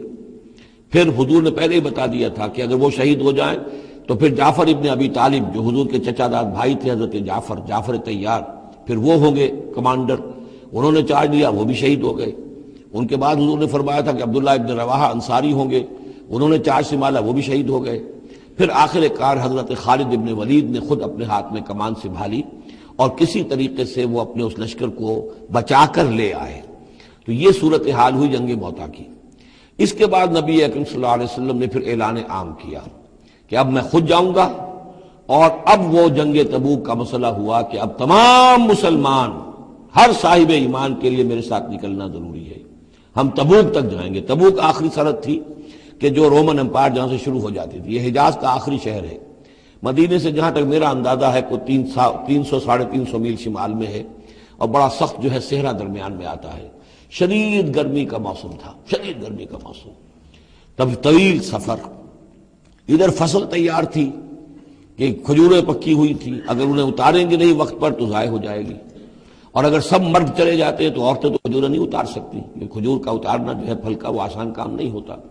یہ سارے ایسے امتحانات جمع ہو گئے کہ اس کے لیے اہل ایمان کا بھی آخری امتحان ہو گیا، جس کے نتیجے میں جو منافقین تھے ان کا گویا کہ تش تش بام ہو گیا، ان کا معاملہ، ان کی کمزوریاں، ان کی خباثتیں کھل کر سامنے آ گئی۔ تو یہ یوں سمجھیے کہ یہ 11 رکوع منافقین کے موضوع پر قرآن مجید کا آخری مقام اور ذروۂ سنام ہے۔ جیسے کہ اس سے پہلے سورہ نساء کے اندر بہت بڑا حصہ جو ہے، تقریباً نصف سورت جو ہے وہ متعلق تھی منافقین سے ہی۔ یہاں پر بھی یوں سمجھیے کہ یہ 11 رکوع جو ہیں وہ بہت سے مضامین اس میں آئیں گے، لیکن یہ کہ ایک جو درمیان میں یوں سمجھیے کہ جو دھاگا ہوتا ہے جس میں موتی پروئے ہوئے ہیں، ان میں وہی منافقین کا مضمون ہے۔ تو اس میں یہ ہے کہ آپ کو معلوم ہے کہ حضور 30,000 کا لشکر لے کر گئے تھے، اور اس میں وہاں جا کر ہرقل اگرچہ موجود تھا، ہیرکلیس، لیکن اس نے مقابلے میں آنے کی جرت نہیں کی۔ وہ پہچان چکا تھا کہ یہ اللہ کے رسول ہیں، اور میں اگر براہ راست ان کے مقابلے میں آؤں گا تو مار کھا جاؤں گا۔ حضور وہاں مقیم رہے، وہاں کے آس پاس کے لوگ آئے، انہوں نے معاہدے کیے، اپنی سرحدوں کو آپ نے محفوظ کیا، اور پھر آپ واپس آ گئے۔ گویا کہ جنگ کی نوبت نہیں آئی، لیکن یہ کہ دھاک بیٹھ گئی حضور کی اور مسلمانوں کی کہ سلطنت روما نے پسپائی اختیار کی ہے، رومن امپائر مقابلے میں آنے کی ہمت نہیں کر سکی۔ تو وہ جو بھی جنگ موتا کی وجہ سے جو کچھ ہوا اکھڑی تھی، اللہ تعالیٰ نے اس ہوا کو دوبارہ جو ہے قائم کر دیا۔ بہرحال اس کے بعد یہ سلسلہ آگے بڑھا حضرت ابوبکر کے زمانے میں، کیونکہ حضور نے اپنے مرض وفات میں بھی ایک لشکر تیار کر دیا تھا، اور زید ابن حارثہ رضی اللہ تعالیٰ عنہ کے بیٹے حضرت اسامہ ابن زید کو اس کا سربراہ مقرر کیا تھا۔ جب آپ کا انتقال ہوا ہے تو وہ لشکر تیار تھا۔ اب اس موقع پر جو منافقین کی جان پر بن گئی، تو خطاب تو شروع ہو رہا ہے یا ایھا الذین آمنوا سے، لیکن وہ بات ذہن میں رکھ لیجیے جو میں نے سورہ نساء میں آپ سے کہی تھی کہ منافقین سے بھی خطاب ہوتا ہے تو یا ایھا الذین آمنوا کے صیغے سے ہوتا ہے، اس لیے کہ وہ بھی مسلمان تھے، ایمان کا دعویٰ کرتے تھے۔ یا ایھا الذین آمنوا ما لکم اذا قیل لکم انفروا فی سبیل اللہ ثاقلتم الی الارض، اے ایمان کے دعوے دارو تمہیں کیا ہو گیا ہے جب تم سے کہا جاتا ہے نکلو اللہ کی راہ میں تو تم گرے جاتے ہو، دھنسے جاتے ہو زمین کی طرف، یعنی کہ وہ پاؤں من کے بھر کے ہو گئے، اٹھا نہیں جا رہا، حوصلہ جو ہے جواب دے گیا۔ ارضیتم بالحیات الدنیا من الآخرہ، اب یہ وہی سرچنگ کویسچن، ذرا سوچو کیا تم نے آخرت کی بجائے دنیا کی زندگی کو قبول کر لیا ہے؟ دعوے دار تو ہو ایمان بالآخرت کے، لیکن اگر تم اللہ کی راہ میں جنگ کے لیے نکلنے کے لیے تیار نہیں ہو تو اس کا مطلب یہ کہ تم آخرت ہاتھ سے دے کر اور دنیا خرید رہے ہو۔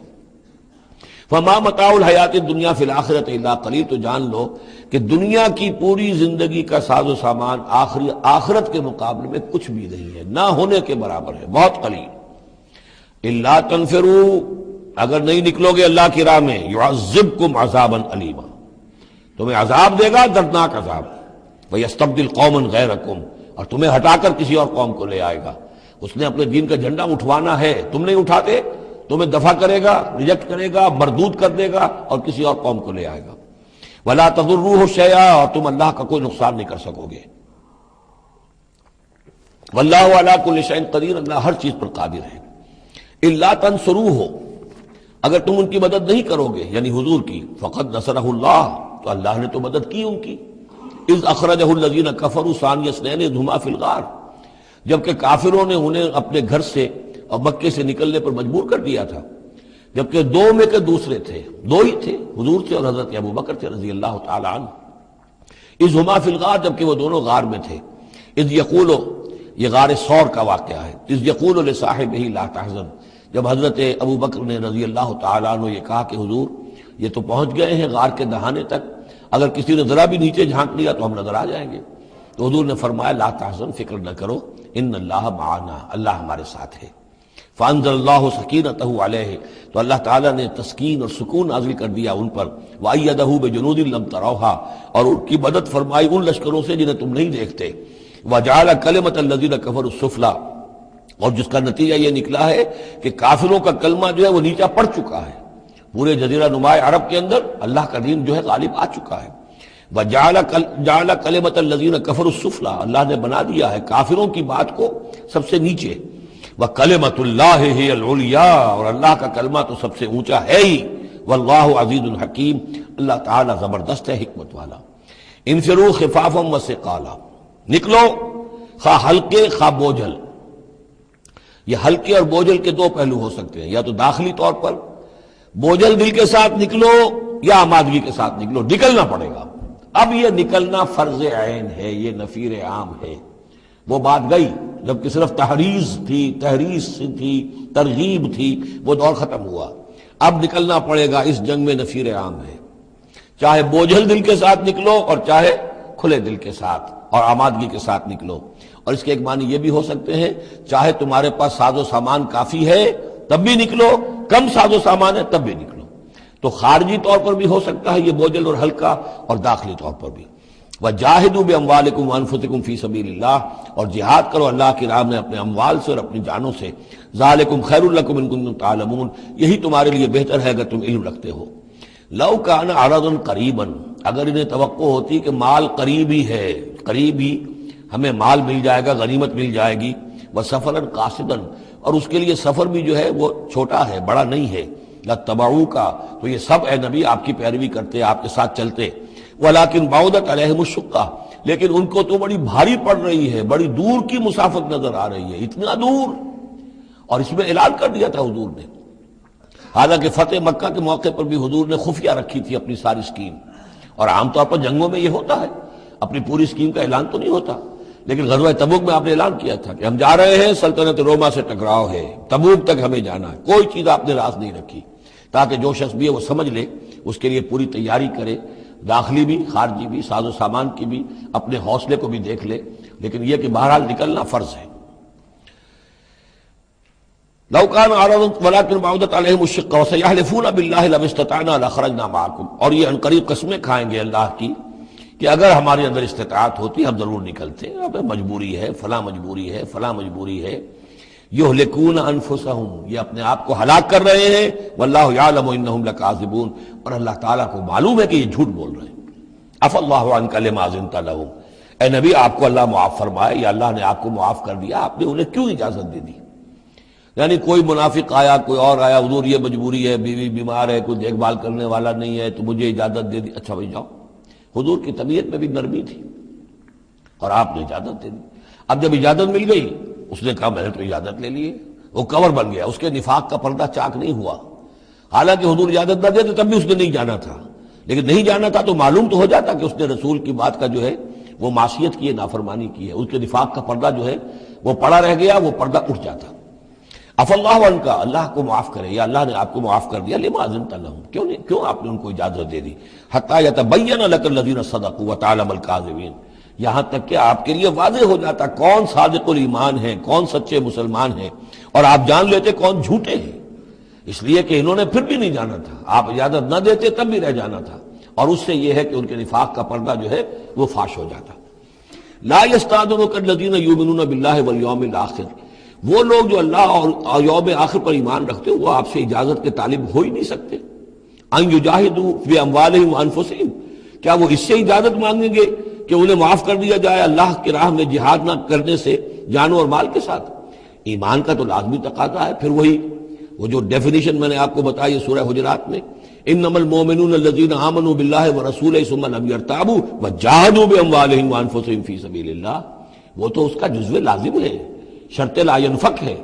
لہذا جو لوگ اللہ پر اور یوم آخر پر ایمان رکھتے ہیں وہ آپ سے ایگزمپشن نہیں مانگ سکتے جہاد فی سبیل اللہ سے۔ واللہ علیم بالمتقین، اور اللہ تعالیٰ جو ہے اپنے متقی بندوں سے خوب واقف ہے۔ انما یستأذنک الذین لا یؤمنون باللہ والیوم الآخر، اصل میں جو اجازت مانگ رہے ہیں آپ سے، ایگزمپشن مانگ رہے ہیں، رخصت مانگ رہے ہیں، یہ وہ لوگ ہیں جو حقیقتاً اللہ پر اور یوم آخر پر ایمان نہیں رکھتے۔ وارتابت قلوبہم، اور ان کے دل جو ہے شکوک میں پڑ گئے ہیں۔ سورہ حجرات کی اس آیت میں کیا ہے؟ انما المؤمنون الذین آمنوا باللہ ورسولہ ثم لم یرتابوا، پھر شک میں نہ پڑے۔ یہاں فرمایا وارتابت قلوبہم، ان کے دلوں کے اندر شکوک کے ڈیرے ہیں۔ فَهُمْ فِي رَيْبِهِمْ يَتَرَدَّدُونَ، اور وہ اپنے اسی شک و شبے کے اندر بھٹک رہے ہیں۔ تردد بھی یہی ہوتا ہے، تذبذب، تردد، چلوں نہ چلوں، یہ جو متردد ہو جاتا ہے آدمی، کبھی چاہتا ہے چلنا چاہیے بھائی، ورنہ تو یہ کہ اب جو ہے بالکل پردہ فاش ہو جائے گا اور میں منافق قرار دے دیا جاؤں گا، اس کے بعد پھر یہ کہ پھر نہیں، کوئی نہ کوئی جھوٹا بہانہ بناؤ، قسم کھا لو۔ وَلَوْ أَرَادُوا الْخُرُوجَ لَأَعَدُّوا لَهُ عُدَّةً، اور اگر انہوں نے نکلنے کا ارادہ کیا ہوتا تو اس کے لیے ساز و سامان فراہم کرتے، جیسے کہ کیا جاتا ہے، آدمی سفر کے لیے تیاری کرتا ہے، انہوں نے تیاری نہیں کی۔ وَلَكِنْ كَرِهَ اللَّهُ انبعاثَهُمْ، تو اللہ تعالیٰ ہی نے ان کا نکلنا پسند نہیں فرمایا۔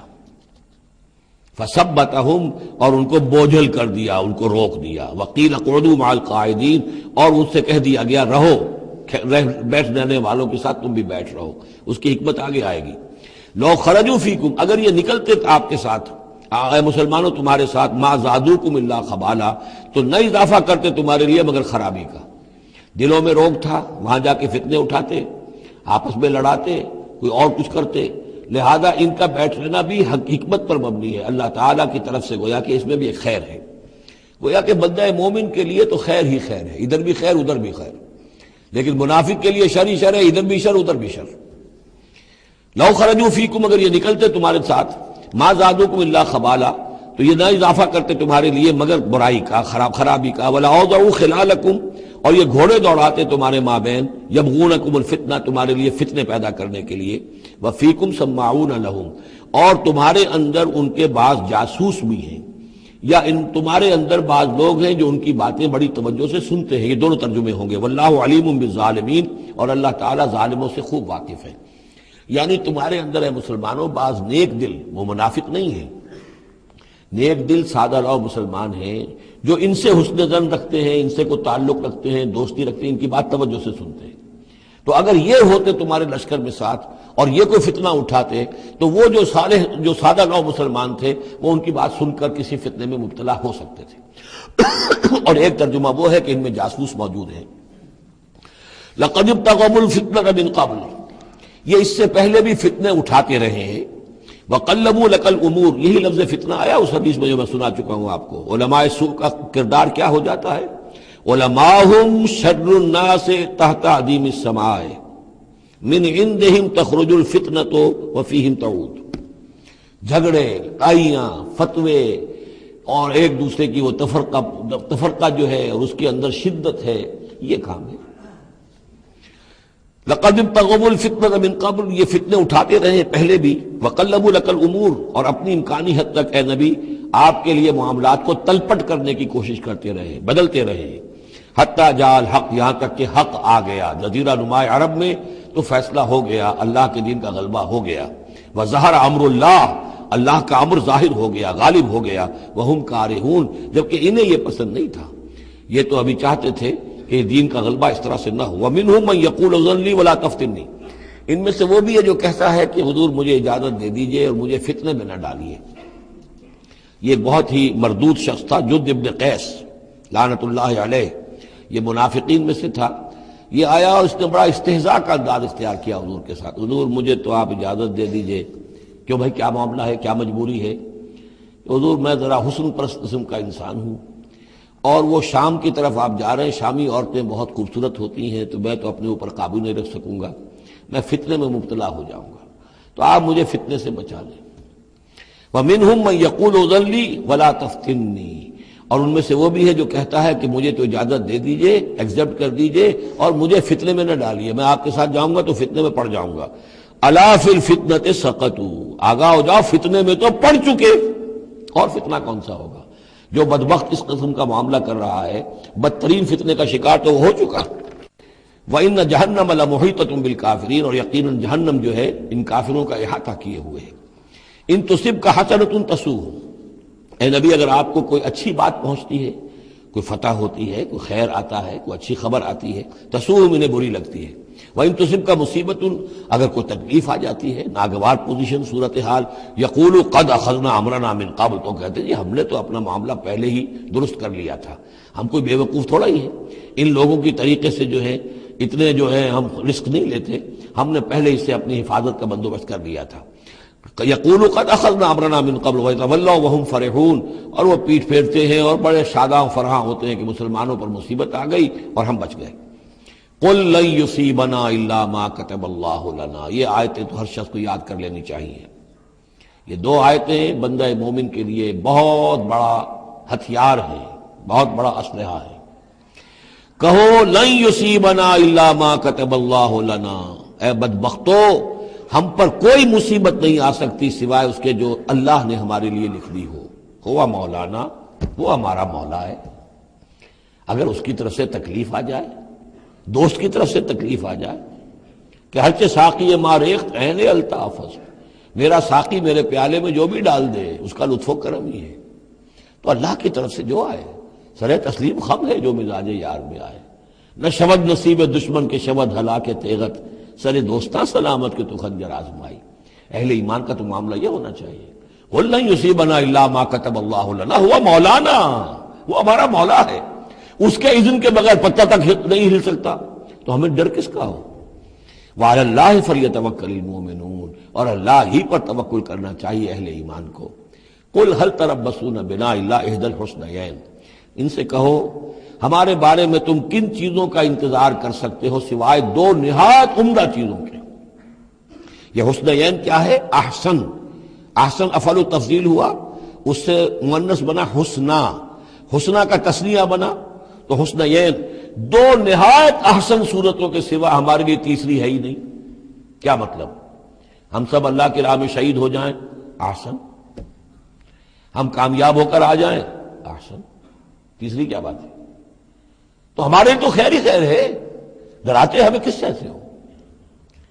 قل لن یصیبنا، قل هل تربصون بنا، یہ تم ڈرا رہے ہو ہمیں اور جو کہہ رہے ہو ہمیں کس چیز کا خوف؟ ہمارے لیے دو انجام ہو سکتے ہیں ممکن، اور دونوں ہمارے نزدیک نہایت احسن ہے۔ اللہ کی راہ میں شہادت مل جائے، شہادت مطلوب و مقصود مومن، نہ مال غنیمت نہ کشور کشائی۔ جو حق کی خاطر جیتے ہیں، مرنے سے کہیں ڈرتے ہیں جگر، جب وقت شہادت آتا ہے دل سینوں میں رقصاں ہوتے ہیں۔ اور اگر ہم کامیاب ہو کر آ گئے تو تم بھی کہو گے کہ بھائی یہ تو بڑی کامیابی، ہمارے لیے تو کامیابی کامیابی ہے۔ قل هل تربصون بنا الا احدى الحسنيين ونحن نتربص بكم، اور ہم منتظر ہیں تمہارے بارے میں ان يصيبكم الله بعذاب من عنده، کہ اے منافقو اللہ تم پر کوئی عذاب اپنے خاص اپنے پاس سے نازل کرے، او بأيدينا، یا کوئی وقت آ جائے کہ ہمیں اجازت دے دی جائے کہ ہم تمہاری گردنیں اڑائیں، جیسے کہ اعلان عام کفار کے بارے میں ہوا، ہو سکتا ہے کہ ایسا ہو جائے۔ فتربصوا انا معكم متربصون، تو کرو انتظار، ہم بھی تمہارے ساتھ انتظار کر رہے ہیں۔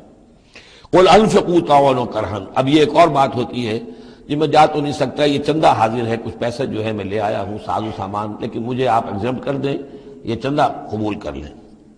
قل انفقوا طوعا وكرها، کہہ دیجئے ان سے کہ چاہے خرچ کرو خوشی سے اور چاہے مجبوری سے، لن يتقبل منکم، یہ تم سے قبول نہیں کیا جائے گا، انکم کنتم قوما فاسقین، اس لیے کہ تم نافرمان لوگ ہو۔ اس وقت جو ہے پیسہ بدل نہیں ہوگا، اس وقت وہ جانا ہے، فرض عین ہے، نفیر عام ہے، اس وقت جو ہے یہ پیسہ اس کی جگہ پر کام نہیں کر سکتا۔ وما منعهم ان تقبل منهم نفقاتهم، اور نہیں محروم کیا انہیں اس بات سے کہ ان کے نفقات، ان کے خرچہ جو اللہ کی راہ میں چندہ دے رہے تھے ان کو قبول کیا جاتا، الا انهم كفروا بالله وبرسوله، اس لیے مگر اس بات نے کہ انہوں نے کفر کیا ہے اللہ کے ساتھ اور اس کے رسول کے ساتھ۔ ولا یاتون الصلاۃ الا وهم کسالى، اور وہ نماز کے لیے نہیں آتے مگر بہت ہی کسل مند۔ ولا ينفقون الا وهم کارہون، اور جو یہ خرچ بھی کرتے ہیں تو کراہت کے ساتھ کرتے ہیں، مجبوراً کرتے ہیں، وہ تو جان بچانے کے لیے خرچ کرنے کے لیے آمادہ ہو گئے ہیں، ورنہ انہیں مال جو ہے بڑا پیارا ہے۔ فلا تعجبک اموالهم ولا اولادهم، تو اے نبی اور اے مسلمانوں تمہیں ان کے مال اور ان کی اولاد ان سے دھوکہ نہ کھاؤ، اچھے نہ لگے تمہیں، تم سمجھتے ہو کہ اللہ کی بڑی نعمتیں ہیں ان پر، یہ دولت والے منافق تھے، بچا بچا کر رکھتے تھے، دولت والے تھے، ان کی اولاد بھی اللہ نے دی ہے، اللہ تعالیٰ تو دنیا میں پھر اور دے دیتا ہے ان کو جن کا آخرت میں کوئی حصہ نہیں ہے، کہ جو بھی کچھ ہے یہیں پر اپنا حساب کتاب کر لے۔ فلا تعجب کا، تو تعجب نہ کرو اس کے مال اور اولاد کے بارے میں، بہت سخت الفاظ آ رہے، انما یرید اللہ لیعذبہم بہا فی الحیات الدنیا، اللہ تعالیٰ چاہتا یہ ہے کہ انہی چیزوں کے ذریعے سے انہیں دنیا کی زندگی میں عذاب دے۔ یہی اولاد سوہان روح بھی بن جاتی ہے، یہی بڑا چہیتا لاڈلا بیٹا جس کے لیے کیا کچھ کیا ہے، اور ہو سکتا ہے کہ وہی جو ہے باپ کے لیے سوہان روح بن جائے۔ یہی مال و دولت جو ہے وَتَزْهَقَ أَنفُسُهُمْ وَهُمْ كَافِرُونَ، اور اللہ چاہتا ہے کہ ان کی جانیں نکلے اسی کفر کی حالت میں، وہ لپٹے رہے اسی مال سے اور اپنی اولاد سے اور اپنی دولت سے اور جائیداد سے، اور ان کو آنکھ ان کی کھلنی نصیب نہ ہو، تاکہ اللہ تعالیٰ چاہتا ہے کہ آخری عذاب کے مستحق بن جائے۔ فلا تعجبک اموالهم ولا اولادهم انما يريد الله ليعذبهم بها في الحیات الدنیا وتزهق انفسهم وهم کافرون ويحلفون بالله انهم منكم لمنكم، اور وہ قسمیں کھا کر کہتے ہیں ہم بھی آپ کے ساتھ ہیں، مسلمانوں میں سے ہی ہیں، ہماری بات کا اعتبار کیجئے۔ وما هم منكم، لیکن مسلمانوں یہ حقیقت میں تم میں سے نہیں ہے، ولکنهم قوم یفرقون، بلکہ اصل میں یہ ڈرے ہوئے خائف ہیں۔ خوف کی وجہ سے، جب اسلام کا غلبہ ہو گیا ہے یہ اپنے آپ کو مسلمان ظاہر کر رہے ہیں۔ لو یجدون ملجا و مغارات و مدخلا، اگر یہ پالے کہیں کوئی پناہ کی جگہ یا کوئی غار مغارات اور مدخلا جہاں سر گھسانے کی جگہ ہو، لولوا الیہ وہم یجمعون، تو یہ اسی کی طرف لوٹ جائیں گے اور اپنی رسیاں توڑا لیں گے، جیسے کوئی جانور رسی توڑا کے بھاگتا ہے۔ یہ تو خوف ہے ان کا کہ اب دین غالب آ گیا جزیرہ نما عرب میں، اب جائیں کہاں ہم؟ اگر کوئی جائے پناہ ہوتی ان منافقین کے لیے، کہیں سر گھسانے کی جگہ ہوتی، چھپانے کی جگہ ہوتی، تو یہ بھاگ گئے ہوتے۔ وَمِنْهُمْ مَنْ يَلْمِزُكَ فِي الصَّدَقَاتِ، اور اے نبی ان میں سے وہ بھی ہیں جو آپ پر الزام لگاتے ہیں، ملامت کرتے ہیں آپ کو صدقات کے بارے میں۔ حضور جب زکوٰۃ کا مال آتا تھا تو آپ تقسیم کرتے تھے، اب ظاہر بات ہے کہ لوگ ہیں کھڑے ہیں، کسی کو کچھ زیادہ ہو گیا کسی وقت، کسی کو آپ نے سمجھا کہ زیادہ مستحق زیادہ دے دیا، تو ایک منافق تھا اس نے حضور کو ٹوک دیا، اعدل یا محمد، اے محمد عدل کرو، یہ کیا کر رہے ہو، ناانصافی کر رہے ہیں۔ تو حضور کو غصہ آیا اس پر صلی اللہ علیہ وسلم، ان لم عادل فمن عادل، اگر میں عدل نہیں کروں گا تو کون کرے گا؟ لیکن یہ کہ بہرحال اس کا بھی ذکر ہو رہا ہے، وَمِنْهُمْ مَنْ يَلْمِزُكَ فِي الصَّدَقَاتِ، ان میں سے وہ لوگ بھی ہیں جو آپ پر تان کرتے ہیں خیرات کے بانٹنے میں، صدقات اور زکوٰۃ کی تقسیم میں۔ فَإِنْ أُعْطُوا مِنْهَا رَضُوا، اگر ان کے کھتے بھر دیے جائیں، انہیں دیا جائے تو راضی ہیں۔ وَإِنْ لَمْ يُعْطَوْا مِنْهَا إِذَا هُمْ يَسْخَطُونَ، اور اگر انہیں نہ دیا جائے تو پھر وہ ناراض ہو جاتے ہیں، غصے ہوتے ہیں، لال پیلے ہوتے ہیں۔ وَلَوْ أَنَّهُمْ رَضُوا مَا آتَاهُمُ اللَّهُ وَرَسُولُهُ، اور اگر وہ راضی رہتے اس پر جو دیا انہیں اللہ نے اور اس کے رسول نے، وَقَالُوا حَسْبُنَا اللَّهُ، اور کہتے اللہ ہمارے لیے کافی ہے، سَيُؤْتِينَ اللَّهُ مِنْ فَضْلِهِ وَرَسُولُهُ، ان قریب پھر بھی بعد میں بھی اللہ تعالیٰ اور اس کے رسول ہمیں اپنے فضل سے نوازتے رہیں گے، اِنَّا إِلَى اللَّهِ رَاغِبُونَ، ہم اللہ کی طرف رغبت کرنے والے ہیں۔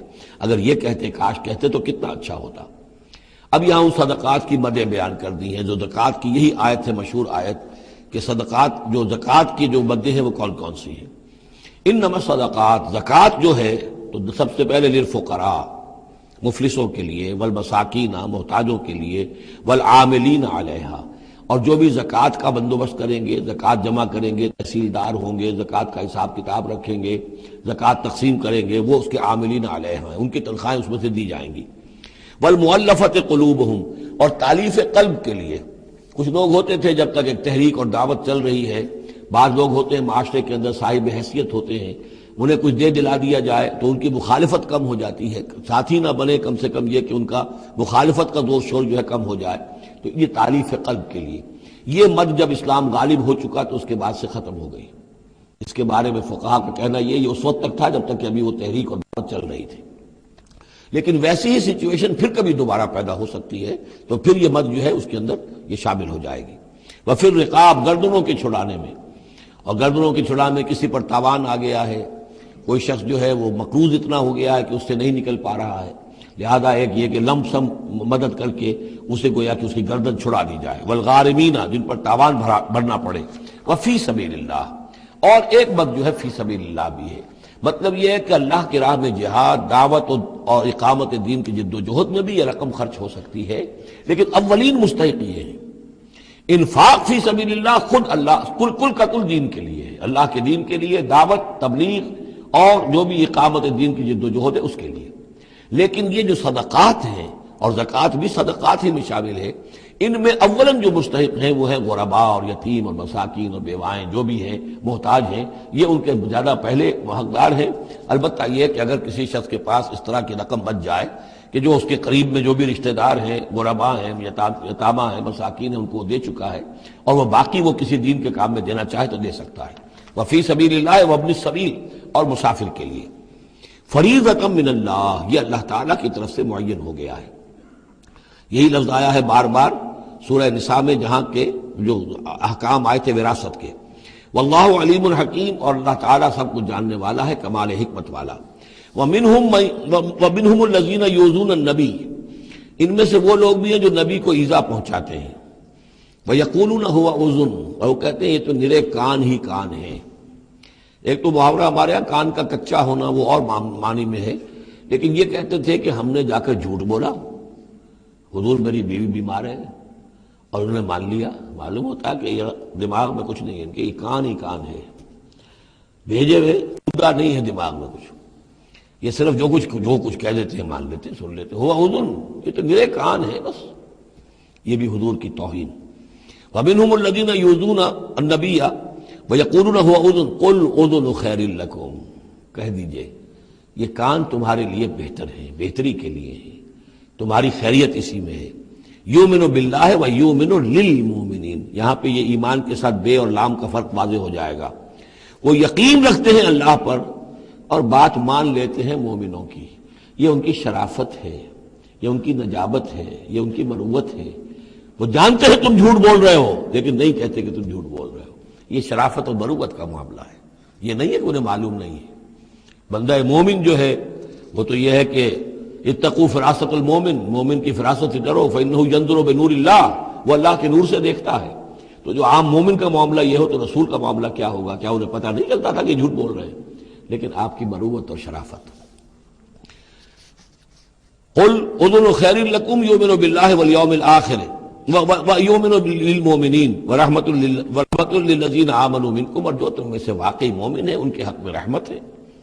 والذین یؤذون رسول اللہ لہم عذاب علیم، اور جو ایذا پہنچاتے ہیں اللہ کے رسول کو ان کے لیے بڑا دردناک عذاب ہے۔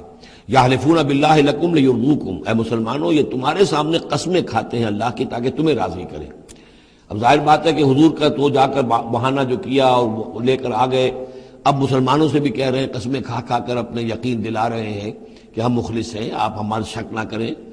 یحلفون باللہ لکم لیرضوکم، تاکہ تمہیں راضی کر لیں۔ واللہ ورسولہ احق ان یرضوہ، اللہ اور اس کا رسول زیادہ حقدار ہیں کہ وہ انہیں راضی کریں ان کانوا مومنین، اگر وہ واقعتاً مومن ہیں۔